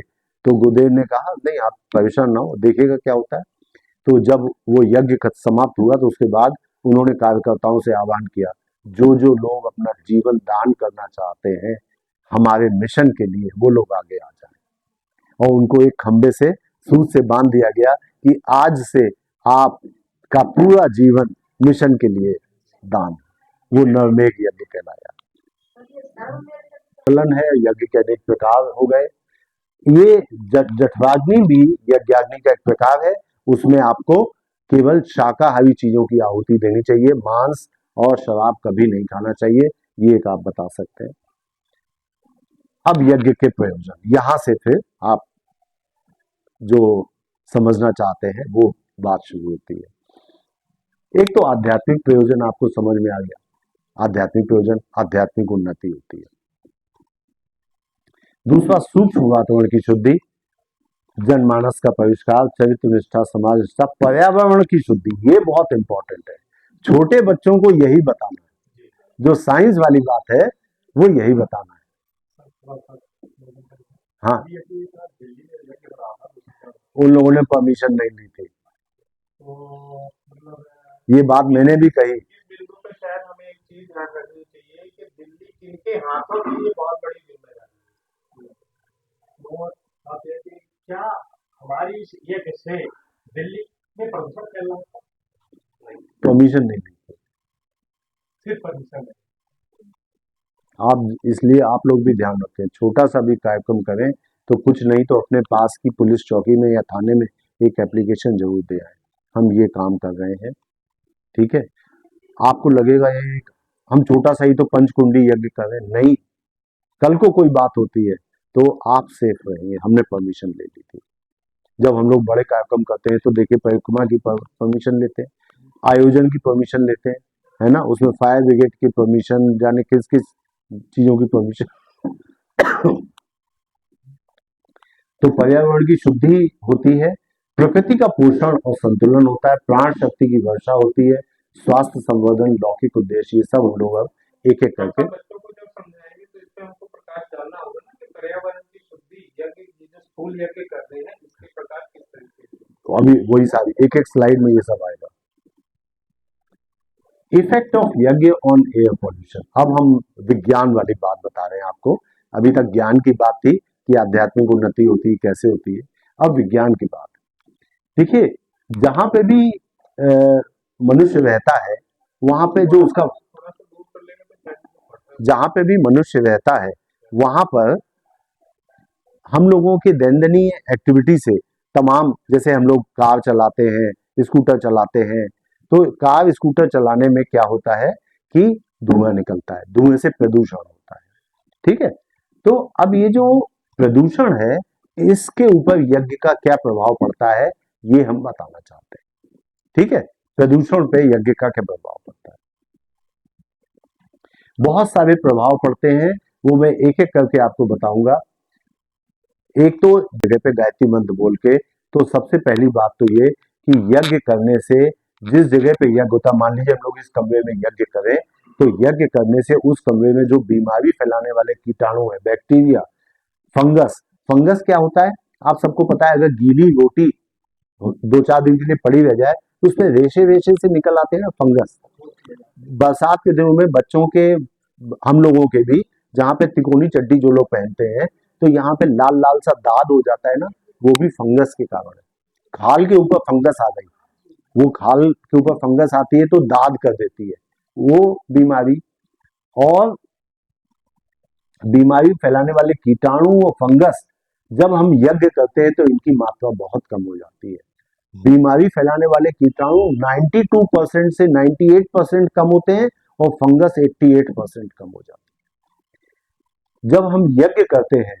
तो यज्ञ करने से सभी जो बीमारी फैलाने वाले कीटाणु वो कम होते हैं, और यज्ञ करने से जो हानिकारक गैसेस हैं, नाइट्रोजन डाइऑक्साइड NO2 और सल्फर डाइऑक्साइड SO2, ये दोनों गैसों का लेवल कम हो जाता है। ठीक है।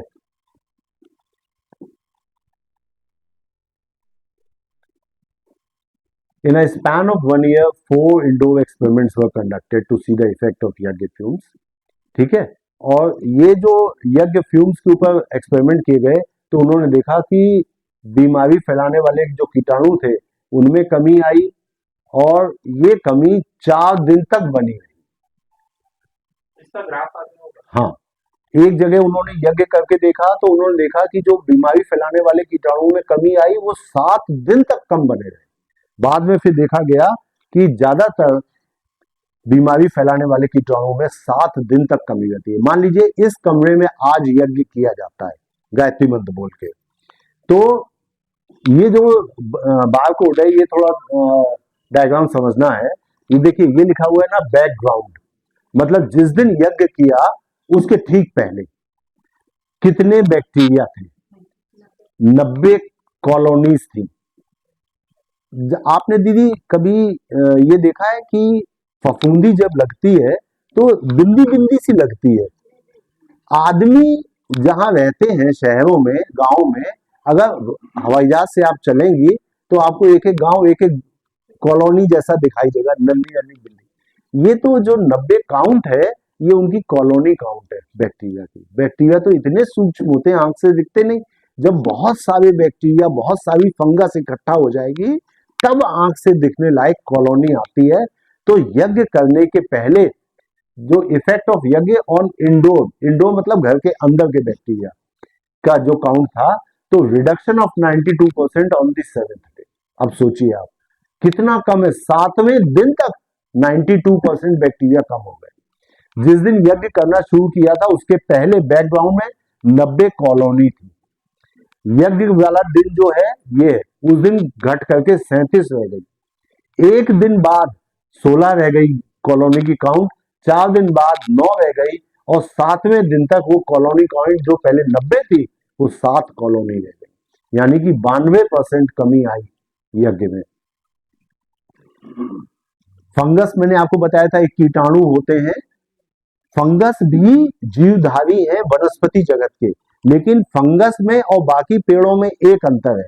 बाकी पेड़ सूर्य की रोशनी में अपना खाना बना लेते हैं प्रकाश संश्लेषण के द्वारा, लेकिन उसमें उनके हरे रंग का होना बहुत आवश्यक है।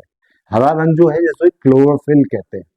तो क्लोरोफिल की प्रेजेंस में सूर्य की रोशनी से जड़ों से खींचा हुआ पानी, वातावरण से खींची हुई कार्बन डाइऑक्साइड गैस को मिला करके वो ग्लूकोज बनाते हैं। सूर्य की रोशनी में पानी हो, कार्बन डाइऑक्साइड गैस हो, लेकिन क्लोरोफिल का होना आवश्यक है। फंगस में क्लोरोफिल नहीं होता। फंगस 5 से ऊपर के बच्चे होते हैं तो इस वर्ड को बहुत अच्छा समझते हैं। हाँ, कि प्रकाश के मतलब कारण जो है क्लोरोफिल की वजह से उनका फूड बनता है, तो हाँ, उनका इंटरेस्ट बड़ा जागृत होता है। तो क्लोरोफिल जो है वो हरे रंग का होता है, और क्लोरोफिल का स्ट्रक्चर हमारे शरीर में जो खून में लाल रंग है उससे मिलता है। बस एक अणु का, एक परमाणु का अंतर है।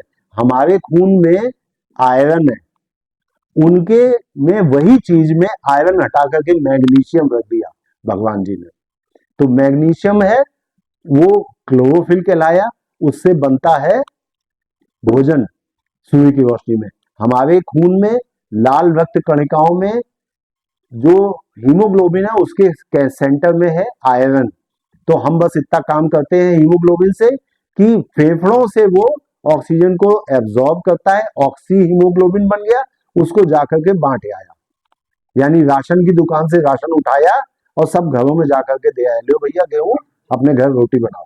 तो हर एक कोशिका में हीमोग्लोबिन जब बगल से निकलता है तो ऑक्सीजन छोड़ता जाता है, ऑक्सी हीमोग्लोबिन वापस हीमोग्लोबिन बन जाता है, ऑक्सीजन छोड़ दिया कोशिका में। अब तुम अपना अपना खाना बनाओ, साथ में जो आलू खाया था, चावल खाया था, उसको पचा पचा करके ग्लूकोज बना दिया, तो ऑक्सीजन भी जा रही है, ग्लूकोज भी दे रही है। जैसे पंडित जी को सीधा दे दिया ना, सीधा दे आए, अब जाओ अपने आप बना के खा लेना भैया। तो वो ग्लूकोज, वो हर कोशिका अपने माइटोकॉन्ड्रिया में ग्लूकोज को जला जला करके और उससे एनर्जी प्राप्त कर रही है। समझ में आ रहा है ना सबको? स्टडी की फंगस में और बाकी वनस्पतियों में अंतर है, फंगस में क्लोरोफिल नहीं होता, बाकी वनस्पति जगत में क्लोरोफिल है। तो फंगस में क्या देखा गया? फंगस में यह देखा गया कि जहां पे 32 कॉलोनी फंगस की थी बैकग्राउंड में, यज्ञ करने से पहले, यज्ञ वाले दिन वो घट के 10 रह गई, एक दिन बाद घट के 8 रह गई, 4 दिन बाद घट के 3 रह गई और 7वें दिन 4 रह गई, यानी 88% रिडक्शन हुआ फंगस की गिनती में। यज्ञ करने से पहले 32 थी, 7वें दिन वो 4 रह गई। ठीक है, तो फंगस की गिनती में, और ये फंगस हमारे शरीर में बीमारी फैलाती है। आप लोगों को याद है एक बीमारी आई थी कोरोना, उसके बाद आप लोगों ने पढ़ा था जिन लोगों को कोरोना से कभी कभी ब्लैक फंगस उनके छाती में हो जाती थी, है ना, कोरोना को मारने के लिए जो दवाइयां दी गई उससे तमाम बीमारी में प्रॉब्लम आती थी और उसमें ब्लैक फंगस एक था।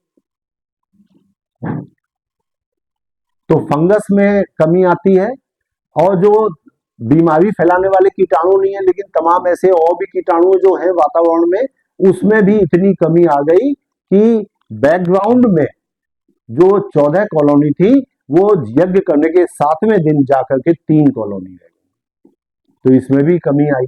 ठीक है, इफेक्ट ऑफ यज्ञ fumes and normal fumes on bacteria. अब जो साइंस पढ़ते हैं और जो डॉक्टर लोग हैं वो आपको एक बात बताएंगे, वो कहेंगे ये तो कोई बात नहीं हुई, जहां पे आपने यज्ञ किया वहां तो आग जली, आग से तो सभी मर जाते हैं, आग से हम भी मरेंगे, बीमारी वाले कीटाणु भी मर गए। तो उनको जवाब देने के लिए क्या किया गया कि एक कमरे में यज्ञ किया गया, गायत्री मंत्र बोल के आहुति दी गई, और उतनी ही लकड़ी दूसरे कमरे में, उतने ही बड़े कमरे में जलाई गई, और फिर जो रिजल्ट आया वो रिजल्ट आप देखिए। इफेक्ट ऑफ यज्ञ फ्यूम्स, फ्यूम्स का मतलब धुआं, यज्ञ का धुआं ऑन बैक्टीरिया। यज्ञ के धुएं में बैकग्राउंड में, मतलब यज्ञ करने से पहले 52 कॉलोनीज थी बैक्टीरिया की, और यज्ञ करने के समय पे 31 रह गई, और 2 दिन बाद वो 11 रह गई, यानी यज्ञ करने से बैक्टीरिया की कॉलोनी काउंट, मतलब उनकी गिनती कम हुई। ठीक है, अब साइंस पढ़ने वाले लोग जानते हैं कि प्रत्येक दवा का टेस्ट होना चाहिए, फायदा पहुंचा रही है कि नहीं। तो कैसे टेस्ट होता है? हमने कहा कैल्शियम देने से हड्डी मजबूत होती है, तो कुछ लोगों को कैल्शियम दिया, कुछ को नहीं दिया, जिनको कैल्शियम दिया उनकी हड्डी की मजबूती नापी। तो वैसे ही क्या किया गया, कंपैरिजन के लिए उतने ही बड़े कमरे में केवल लकड़ी जलाई गई, ताकि गर्मी से भी जो मरने वाले बैक्टीरिया मर जाए। तो जिस दिन यज्ञ किया गया उस दिन 27 कॉलोनी थी, और जो जब आग जला, सॉरी यज्ञ करना नहीं कहेंगे, आग जलाई गई, जिस दिन आग जलाई गई उस दिन 27 कॉलोनी थी बैक्टीरिया की, और आग जलाते समय वो 49 कॉलोनी हो गई। आग जलाते समय ही बढ़ गई, धुआं हुआ, गंदगी हुई।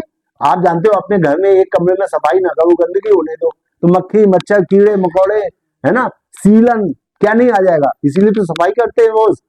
तो धुएं से क्या हो गया, धुएं से बीमारी वाले कीटाणु बढ़ गए, धुएं के समय ही बढ़ गए, और धुएं के बाद तो और बढ़ के 57 हो गए। तो दोनों कंपैरिजन के अंदर देखा जाए तो यदि उसमें स्टार्टिंग में 52 कॉलोनीज थी और इसमें केवल 27 थी। हाँ, इसमें स्टार्टिंग में, हाँ, दूसरे कमरे अगर परसेंटेज में देखें तो बहुत अंतर है। ठीक है, तो यही अंतर फंगस में भी देखा गया। एक कमरे में गायत्री मंत्र बोल के यज्ञ किया गया तो देखा गया कि फंगस में जो असर आया वो ये कि कॉलोनी काउंट कम हो गए।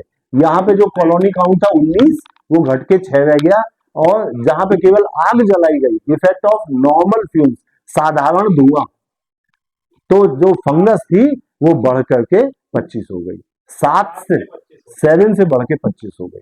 ठीक है, और इसी तरह से जो बीमारी फैलाने वाले कीटाणु नहीं थे लेकिन कीटाणु थे, उनके ऊपर भी इसी तरह से असर देखा गया। अभी तक तो हमने कमरे के अंदर की बात करी थी, अब एक बहुत बड़ा यज्ञ किया गया था। तो 2003 फरवरी 2003 में एक 24 कुंडी यज्ञ किया गया कारवाल नगर दिल्ली में, और उसमें बहुत बड़ी संख्या में लोग आए। एयर वॉज सैंपल्ड, एयर का सैंपलिंग किया गया। Air was sampled for microbes on the site of experiment from 1 day before to 2 days after. Outdoor में फिर उन्होंने देखा तो कितने सारे 16,000 लोग आए थे। ये 11 मई से लेकर के 17 मई तक किया गया। अब जो उन्होंने देखा तो आप देखेंगे कितना अंतर आया, 11 मई, 17 मई, 18 मई। बैक्टीरिया जो थे उनमें 54% की कमी आई। यहाँ पे कमी थोड़ी सी कम हो गई, अंदर जो कमी आ रही थी वो कमी 90, 92 और 98% हो गई थी, पर ये खुले में किया जा रहा था, वो कमरे के अंदर था, ये खुले में। तो अब जो कमी आई वो 54% आई, और वो 37% रह गई। क्यों भाई, खुले में तो और दूसरी जगहों से तेज हवा बदल रही है। और सबसे ज्यादा फंगस में भी कमी आई, लेकिन वो बढ़ गई फिर बाद में जाके। लेकिन सबसे ज्यादा जो चेंजेस आए वो मैं आपको दिखाऊं, परसेंटेज चेंज जो आया बैक्टीरिया में वो 79% था। ठीक है, लेकिन अब सबसे बड़ा जो अंतर आएगा वो मैं आपको बताऊंगा, वो आप याद रखिएगा। आउटडोर पॉल्यूशन में क्या कमी आई। आउटडोर पॉल्यूशन मतलब बाहर खुले में जब यज्ञ किया गया। An open air experiment was conducted near India Gate, New Delhi. 2004 में इंडिया गेट के पास एक यज्ञ किया। High volume ambient air monitor was placed. ये pollution control board of India, Bharat सरकार की एक संस्था है जो पॉल्यूशन को नापती है। आजकल आप पढ़ रहे होंगे कि दिल्ली में बहुत पॉल्यूशन है ना। तो ये पॉल्यूशन जो कंट्रोल बोर्ड जो है उसने एयर की क्वालिटी नापी, एयर के सैंपल्स लिए। दो गैसें होती हैं दीदी, एक नाइट्रोजन डाइऑक्साइड, एक सल्फर डाइऑक्साइड, NO2 और SO2। ये बहुत हानिकारक गैसेज हैं, बहुत हानिकारक गैसेज हैं। इनकी मात्रा में कितना चेंज आया आप देखिए। नाइट्रोजन डाइऑक्साइड 31 जनवरी को 56 थी गिनती में, और 1 फरवरी को अगले दिन और 2 फरवरी को उसके बाद वाले दिन लगातार कम होती हुई चली गई। यानी कि 59.8 मतलब लगभग 60% की कमी आई हानिकारक गैसेज में। और इसी तरह से सल्फर डाइऑक्साइड गैस जो थी यज्ञ वाले दिन 11 थी, और अगले दिन 1.5 रह गई, और एक दिन और बाद बिलो डिटेक्शन लेवल, मतलब कि इतनी कम हो गई कि नाप नहीं पा रहे थे, इतनी कम हो गई। तो नाइट्रोजन डाइऑक्साइड और सल्फर डाइऑक्साइड दो हानिकारक गैसेज होती है जिनके कारण वातावरण में प्रदूषण फैलता है, और यज्ञ करने से ये गैसेज कम हो जाती है। जो गैसेज में कमी आई वो ये सब आपको दिखाया बार डायग्राम से। ये NO2 और SO2 गैसेज हैं। NO2 नीले रंग की जो ये बार है, ये NO2 गैस में कमी आई है, और ये SO2 जिस दिन यज्ञ किया डे उसके पहले, डे बिफोर, उस दिन ये देखिए 56 गिनती थी NO2 की, वो घट करके 29 और फिर 22 रह गई। ये लाल वाली जो गिनती है ये यज्ञ करने के पहले 11 सल्फर डाइऑक्साइड गैस थी, जिस दिन यज्ञ किया वो 1.5 रह गई, और उसके बाद इतनी कम हो गई 2 दिन बाद। तो ये आप बता सकते हैं, एक लाइन में याद करें, जिस जगह गायत्री मंत्र बोल करके यज्ञ किया जाता है वहां पे हानिकारक गैसेस नाइट्रोजन डाइऑक्साइड और सल्फर डाइऑक्साइड, जिसे NO2 और SO2 कहते हैं, उनकी मात्रा बहुत कम हो जाती है। बैक्टीरिया के ऊपर जो हवन सामग्री जब जलाते हैं, हम लोग यज्ञ करते हैं, तो उसमें बैक्टीरिया कितने कम हो जाते हैं देखिए। ये जैसे ही, अच्छा ये आपने देखा यहाँ पे 0 है, यज्ञ करना शुरू किया। जब वो जो षटकर्म होता है ना, जो गायत्री परिवार के लोग हैं वो जानते होंगे, षटकर्म वगैरह करते वक्त कुछ नहीं होता। जब पहली बार गायत्री मंत्र की आहुति दी जाती तब एकदम झट से कम होता है। जब तक आप अपने मतलब की काम कर रहे हैं, भाई षटकर्म क्या है, अपनी शुद्धिकरण, जब तक अपना तब तक कुछ नहीं, जहां गायत्री मंत्र में आपने बोला धियो यो नः, नः माने नः हम सब का, इसमें ना का मतलब ना नहीं है, ना का मतलब हम सब का बुद्धि सन्मार्ग पे लेके चलो। जहां आपने कहा हम सब का, तुरंत कम हो गया। इसीलिए कह रहे हैं आप लोग जब अपना नहीं सबके बारे में सोचेंगे तब असर आता है। इसीलिए गुरुदेव कहते थे 66 माला गायत्री मंत्र का जाप करना कोई कठिन थोड़ी है, कोई भी रिटायर्ड आदमी कर सकता है। दीदी रिटायर्ड है, दीदी से कहो 66 माला अभी कर देंगी। तमाम लोग हैं शांति कुंज में, तमाम लोग 66 माला प्रतिदिन करते हैं, जो बड़ी उम्र के हो गए, 90 साल के हो गए। लेकिन मैंने एक भैया से पूछा, भैया आप 66 माला गायत्री मंत्र का जाप करते हैं, क्या मांगते हैं, क्या चाहते हैं? ब्रह्मास्त्र चाहते हैं डॉक्टर साहब। अब बताओ करते हो? जीवन भर करते हो, अगले जन्म भी करते हो। चाहते तो केवल हो ना कि पावर आ जाए मेरे पास, ब्रह्मास्त्र आ जाए, जिसको उद्देश्य छोटा है। गुरुदेव यही तो कहते हैं जब उद्देश्य बड़े होंगे नर से नारायण बन जाए। कैसे बने? जब स्वार्थ खत्म होगा और अहंकार खत्म होगा। एक स्वाध्याय के लेक्चर का लिंक मैं भेजूंगा आपको, स्वाध्याय पे देखिएगा। उनका नर से नारायण बनना बहुत आसान है, कोई साधना नहीं करनी पड़ती, कोई गायत्री मंत्र का जाप नहीं करना पड़ता, दो बातें केवल सीखनी होती हैं, स्वार्थ छोड़ दो, अहंकार छोड़ दो। लेकिन यही तो बहुत बड़ी साधना है। यही साधना इतनी बड़ी है, स्वयं नारद ब्रह्मर्षि नहीं देवर्षि हैं, एकमात्र देवर्षि हैं। देवर्षि उनको कहते हैं जो भगवान विष्णु के घर में भी बिना कुंडी खटखटाए दरवाजा खोल के चले जाए, जाते रहते हैं। देवर्षि नारद तक फंस गए इस चक्कर में कि सुंदर लड़की को देखा तो अरे साहब अपना स्वरूप दे दीजिए विष्णु भगवान, तो वो वरमाला हमारे गले में डाल दे। हरि का रूप दे दीजिए। हरि का संस्कृत में एक मतलब बंदर भी होता है, हरि का एक मतलब विष्णु। तो ये हम लोगों ने देखा कि जैसे ही आप गायत्री मंत्र बोल के आहुति देते हैं तुरंत बैक्टीरिया का काउंट कम होता है। लेकिन जब यज्ञ करना शुरू किया था तब नहीं काउंट कम हुआ, कम तब हुआ जब आपने गायत्री मंत्र बोल करके आहुति दी। यहाँ पे आपने देखा होगा, अगर कभी बंद कमरे में आप हो, बिल्कुल सब तरफ से बंद है, सूर्य की रोशनी एक कहीं छेद से आ रही हो, तो सूर्य की रोशनी में धूल के कण ऐसे ऐसे तैरते रहते हैं ना। ये धूल के कण सब जगह होते हैं, चाहे आपको आंखों से दिखाई दे चाहे ना दे। और वो जब बंद कमरे में, अंधेरे कमरे में एक छेद से सूर्य की रोशनी आती है तो फिजिक्स में कहते हैं उसको pin hole camera effect. Pin hole camera effect. उसमें फिर वो सूर्य की रोशनी के अंदर धूल के कण आपको तैरते हुए दिखते हैं। वो धूल के कण जो है उनका साइज नापा जाता है। तो वो अच्छा, ये धूल के कण कब निकलेंगे? हमारी दीदी लोग सुबह झाड़ू लगाती है तब निकलते हैं। अगर बगल के मकान में कहीं टूट फूट हो गई है, मकान तोड़ रहे हैं, तो धूल के कण निकलेंगे। कहीं मकान बन रहा है तो बालू और मोरंग ये सब उड़ेगी, सीमेंट के कण उड़ेंगे। ये धूल के कण, इनका साइज नापा जाता है। साइज का अंदाजा कैसे लगेगा आपको? आपको 1 किलोमीटर का अंदाजा है। 1 किलोमीटर का 1000 हिस्सा करें तो कपड़ा खरीदने जाते हैं 1 मीटर आता है। 1 किलोमीटर में 1000 मीटर होते हैं। एक मीटर में 1000 मिलीमीटर होते हैं। 1 मीटर में 1000 मिलीमीटर होते हैं। यानी किलोमीटर के 1000 हिस्से किए तो मीटर, 1 मीटर के 1000 हिस्से किए तो 1 मिलीमीटर। 1 मिलीमीटर का भी अंदाज होगा, बहुत नन्हा सा होता है। बच्चे पढ़ते हैं तो आपने ध्यान दिया होगा, उसमें सेंटीमीटर मिलीमीटर होता है स्केल में। 1 मिलीमीटर का भी 1000 हिस्सा करें तो 1 माइक्रोमीटर आता है। उसमें इन धूल के कणों को नापा जाता है। और 1 माइक्रोमीटर को माइक्रोन भी कहते हैं। माइक्रोमीटर, मिलीमीटर का 1000 हिस्सा। तो ये जो धूल के कण हैं इनको इंग्लिश में कहते हैं पार्टिकुलेट मैटर। पार्टिकल का मतलब कण, और कण के रूप में द्रव्य, कण के रूप में जो चीजें हैं द्रव्य, वो पार्टिकुलेट मैटर हम उसका नाम देते हैं इंग्लिश में, शॉर्ट में कहते हैं पीएम।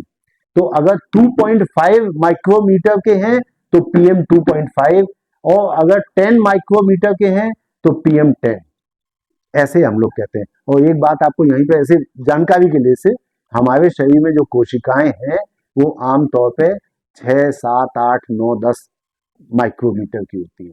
आंख से नहीं दिखती है, वो भी लगभग इसी साइज की होती है। ठीक है, कोशिकाएं हमारे शरीर की।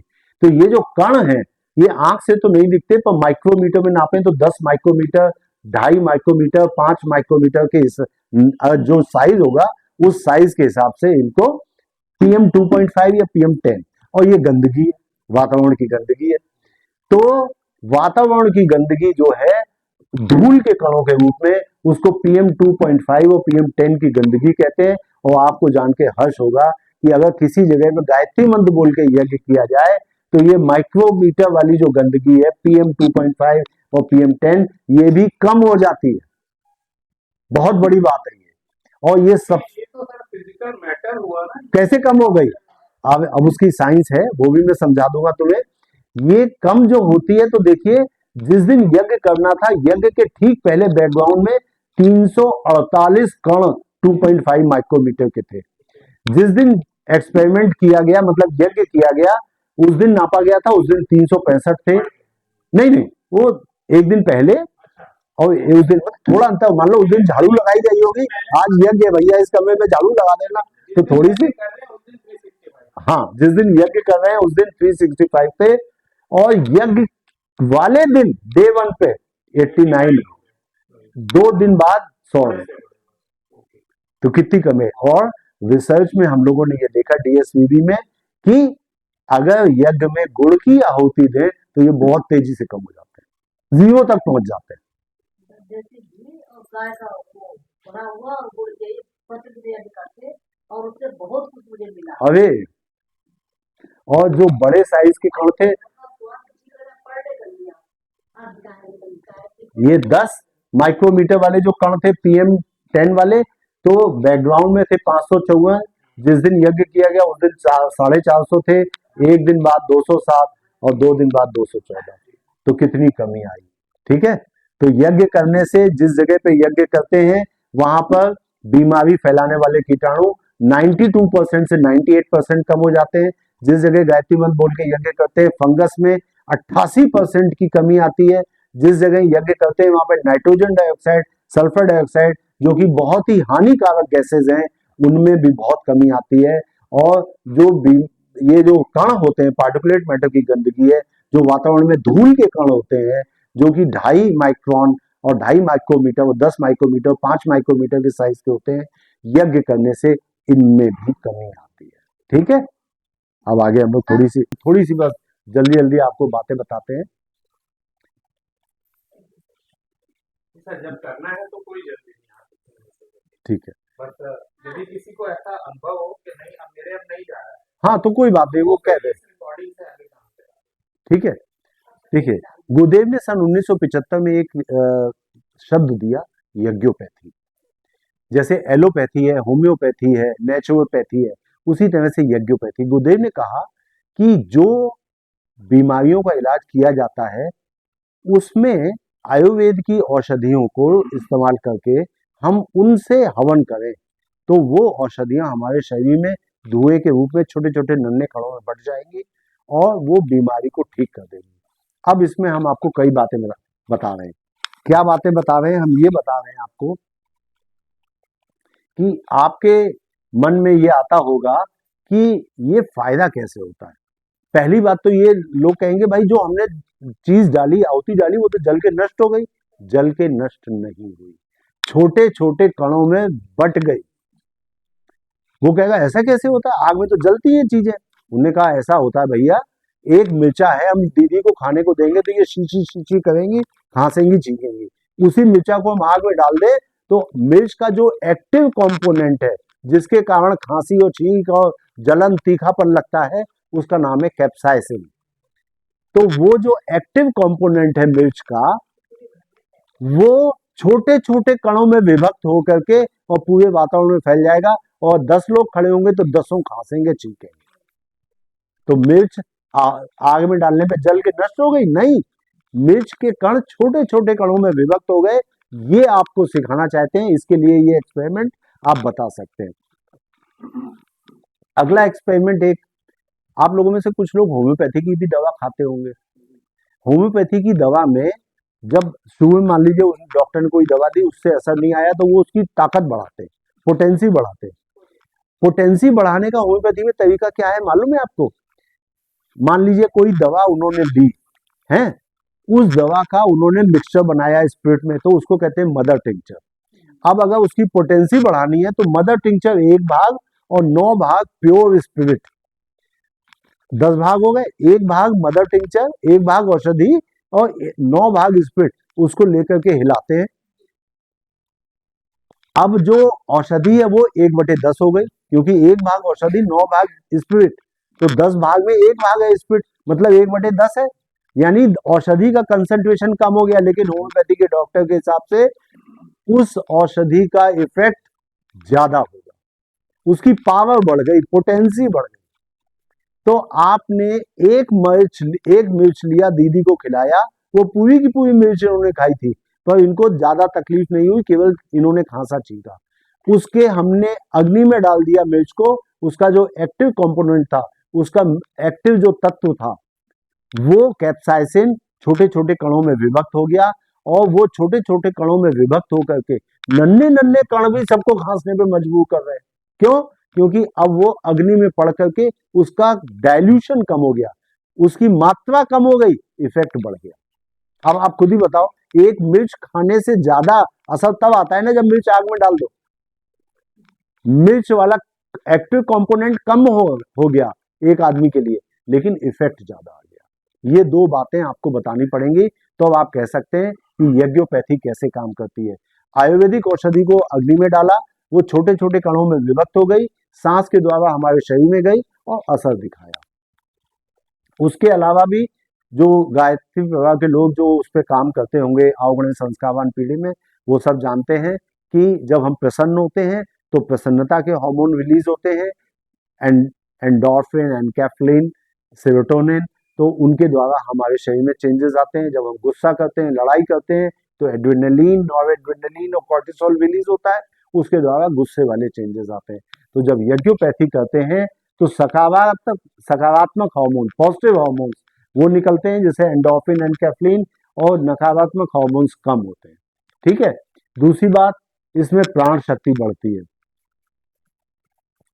जो हवन सामग्री हम लोग डालते हैं अग्नि में, उससे भी तमाम हवन सामग्री में क्या क्या चीजें पड़ती है, ये सब दिया हुआ है आपको, आप चाहें तो पढ़ सकते हैं, है ना। इसमें गिलोय, असगंध, ब्राह्मी, पुनर्नवा, आंवला, बच, वासना, ये सब हवन सामग्री हम लोगों को शक्तिपीठ से जो हवन सामग्री उपलब्ध होती है, क्या वो किसी को लगता है कि अगर वो शांति कुंज से मंगाते हैं तो यही है, शांति कुंज से मंगाते हैं तो, क्योंकि अब तमाम शक्तिपीठ से शुक्लागंज शक्तिपीठ वाले कहीं और से मंगाते हैं। और हाँ, लेकिन जो यज्ञ के समय पे जो 108 कुंडली यज्ञ पे जो आई थी ना, बोरियों में भर के, वो शांति कुंज की है। अच्छा, यज्ञ चिकित्सा में 2-3 चीजें, एक तो हवन सामग्री, दूसरा समिधा। समिधा के लिए बहुत लोग आपसे पूछेंगे कि किस किस चीज की समिधा हम ले सकते हैं।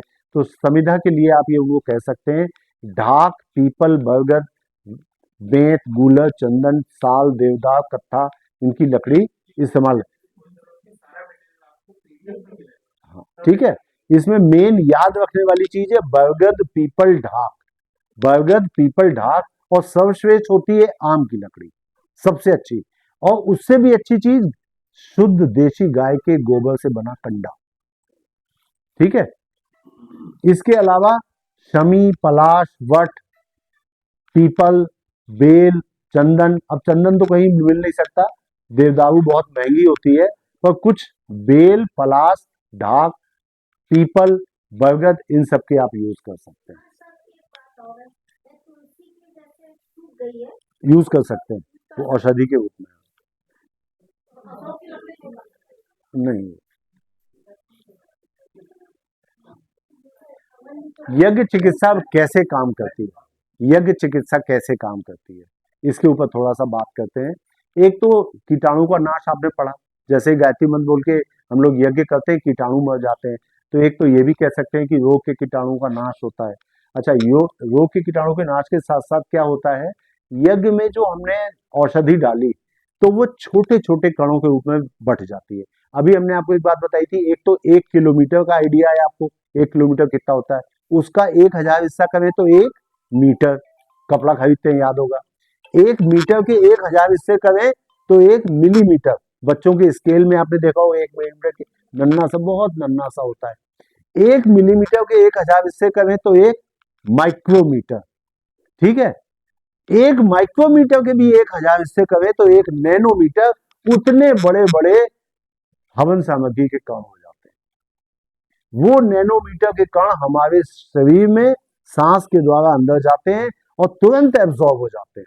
भाई अब जब खाना खाते हो तो रोटी का टुकड़ा थोड़ा सा तोड़ा, उसको पहले दांत से चबाया, वो पेट में गया, उसमें पानी मिला, एसिड मिला, हार्मोन मिले, एंजाइम मिले, और फिर उसको पेट उसको दबाता फैलाता है, सिकुड़ता है, फिर फैलता है, तो धीरे धीरे उसको लुगदी सी बनाता रहता है, तब वो एब्जॉर्ब होता है, खून में जाता है। लेकिन ये औषधि क्या है, ये तो नैनोमीटर के पार्टिकल्स है, बहुत नन्हे, माइक्रोस्कोप से ना दिखाई दें, इलेक्ट्रॉन माइक्रोस्कोप से देखे जा सकते हैं केवल।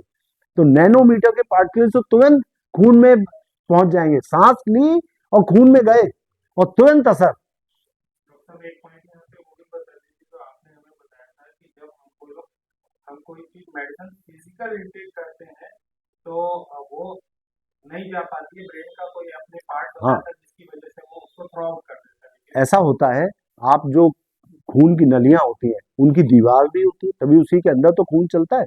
तो जो आपने खाना खाया तो पेट में जो कोशिकाएं हैं जो आंतें बना रही हैं, तो आंतों की दीवार के अंदर भी खून की नलियां होती हैं। तो जो खाना आपने खाया, पहले रोटी का टुकड़ा पीसा दांतों से, पेट में गया, वहां पे मथा, लुगदी बनी, आगे चला और पतला हुआ, रस बन गया। रस जो है वो खून में एब्जॉर्ब होता है, उसके बाद वो कहीं जा पाता है। उसी तरह से हर जगह पहले चीज आंतों से खून में जाए और फिर वो खून की सप्लाई पूरे शरीर में, कोशिकाओं में जाने के लिए उसको क्या करना पड़ेगा, रस को, भोजन के रस को पहले खून की नली की दीवार को फांदे।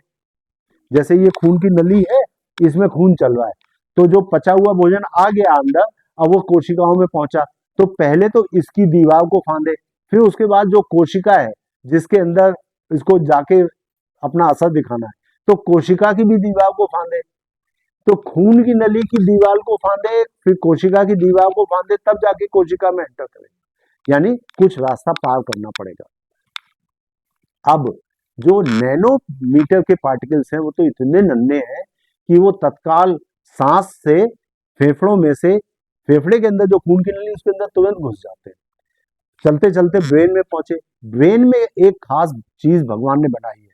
आप जीटी रोड पे जा रहे हैं, कहीं कहीं पे बैरियर आ जाता है ना, भैया रेलगाड़ी जा रही है, अभी रुक जाओ, रेलगाड़ी पास हो जाएगी तब बैरियर हटेगा। तो खून में जितनी चीजें चल रही हैं वो ब्रेन के अंदर नहीं। ब्रेन बहुत इंपॉर्टेंट है, हमारे शरीर में ब्रेन है तभी तो ठीक है हम। ब्रेन बेकार तो बेकार, फिर तो आदमी लेटा हुआ है, बस सांस ले रहा है, हार्ट चल रहा है। तो ब्रेन के अंदर घुसने के लिए भगवान ने ब्लड ब्रेन बैरियर बनाया है। हर चीज ब्रेन के अंदर नहीं जाती, लेकिन जो नैनोमीटर के पार्टिकल्स हैं वो ब्लड ब्रेन बैरियर को तुरंत क्रॉस कर लेते हैं। इसीलिए गुरुदेव ने लिखा कि जब हम यज्ञ करके आहुति देते हैं तो जो नैनो पार्टिकल्स में हवन सामग्री है वो तुरंत ब्रेन में जाती है। और गुरुदेव ने लिखा है अपने साहित्य में, और किसी चीज में फायदा हो चाहे ना हो, तो ब्रेन पे फायदा सबसे पहले आता है। ब्लड ब्रेन बैरियर क्रॉस करती है हवन सामग्री और अपना असर दिखाती है। और सबसे ज्यादा छोटी छोटी दिक्कतें क्या है आदमी में, आदमी सनकी होता है। हर आदमी में कुछ ना कुछ मानसिक प्रॉब्लम बनी रहती है, गुस्सा है, सनक है, हम ऐसे करना, अभी ये हम बिछाने लग जाए दो चीजें, आप सब खड़े तो कोई कहे ऐसे बिछाओ, कोई कहेगा ऐसे करो, अपनी अपनी बात करने लगे, है ना, सामंजस्य नहीं होता, अपनी अपनी बात करने लगते हैं। तो गुरुदेव कह रहे हैं सबसे पहले फायदा तो ब्रेन में आता है। आपने देखा होगा कई औरतों को, एक हमारे मकान में किराएदारिन थी, वो सुबह 4 बजे से लेकर रात को 11 बजे तक सोती नहीं थी, पूरा घर पानी से धोती रहती थी, नल की टोटी पे 27 बार पानी। बोला हम लोग तो परेशान हो गए कि हमारे मकान की दीवारों में पानी घुस जाएगा। उनके पति परेशान रहते थे, कहते डॉक्टर साहब क्या करूं, हाथ धोने जाती है तो 25-30 बार तो हाथ धोती है, तब भी उसे संतुष्टि नहीं होती। आप भी कभी कभी घर में ताला लगा के निकलते हो तो थोड़ा चले, एक बार देख ले जरा, खींच खींच के देख ले ताला लग गया कि नहीं। तो ये जो ऑब्सेशन है, सनक, कि अरे ये काम ठीक से हुआ कि नहीं हुआ, ये सबसे पहले ठीक होते हैं। गुस्सा, ऑब्सेसिव कंपल्सिव न्यूरोसिस, ये जिस घरों में यज्ञ होगा डेली, अभी डेली ना करो, 7 दिन में एक बार संडे संडे कर लो, ये मानसिक जो प्रॉब्लम्स हैं गुस्सा है, दूसरों से सामंजस्य नहीं है, और छोटी छोटी बीमारियां, सनकीपन होना, ये भी मानसिक बीमारी है। सनक जो है, ये सब ठीक हो जाती है। क्यों? क्योंकि ब्लड ब्रेन बैरियर क्रॉस कर जाते हैं। यज्ञ से छोटे छोटे कण बनते हैं हवन सामग्री के। तो एक बात, यज्ञ से जो उत्पन्न औषधि धूम अति सूक्ष्म नैनो पार्टिकल्स में ऊर्जा युक्त एवं हल्की होती है, जो आसानी से मस्तिष्क में प्रवेश कर जाती है, जहां ब्लड ब्रेन बैरियर के कारण दूसरी औषधि प्रवेश नहीं कर पाती। इससे आधा सीसी, मंद बुद्धि, अनिद्रा, आवेश, मानसिक दुर्बलता आदि रोगों में काफी प्रभावी चिकित्सा होती है। अगर बच्चे घर में होंगे तो उनकी बुद्धि तेज हो जाएगी।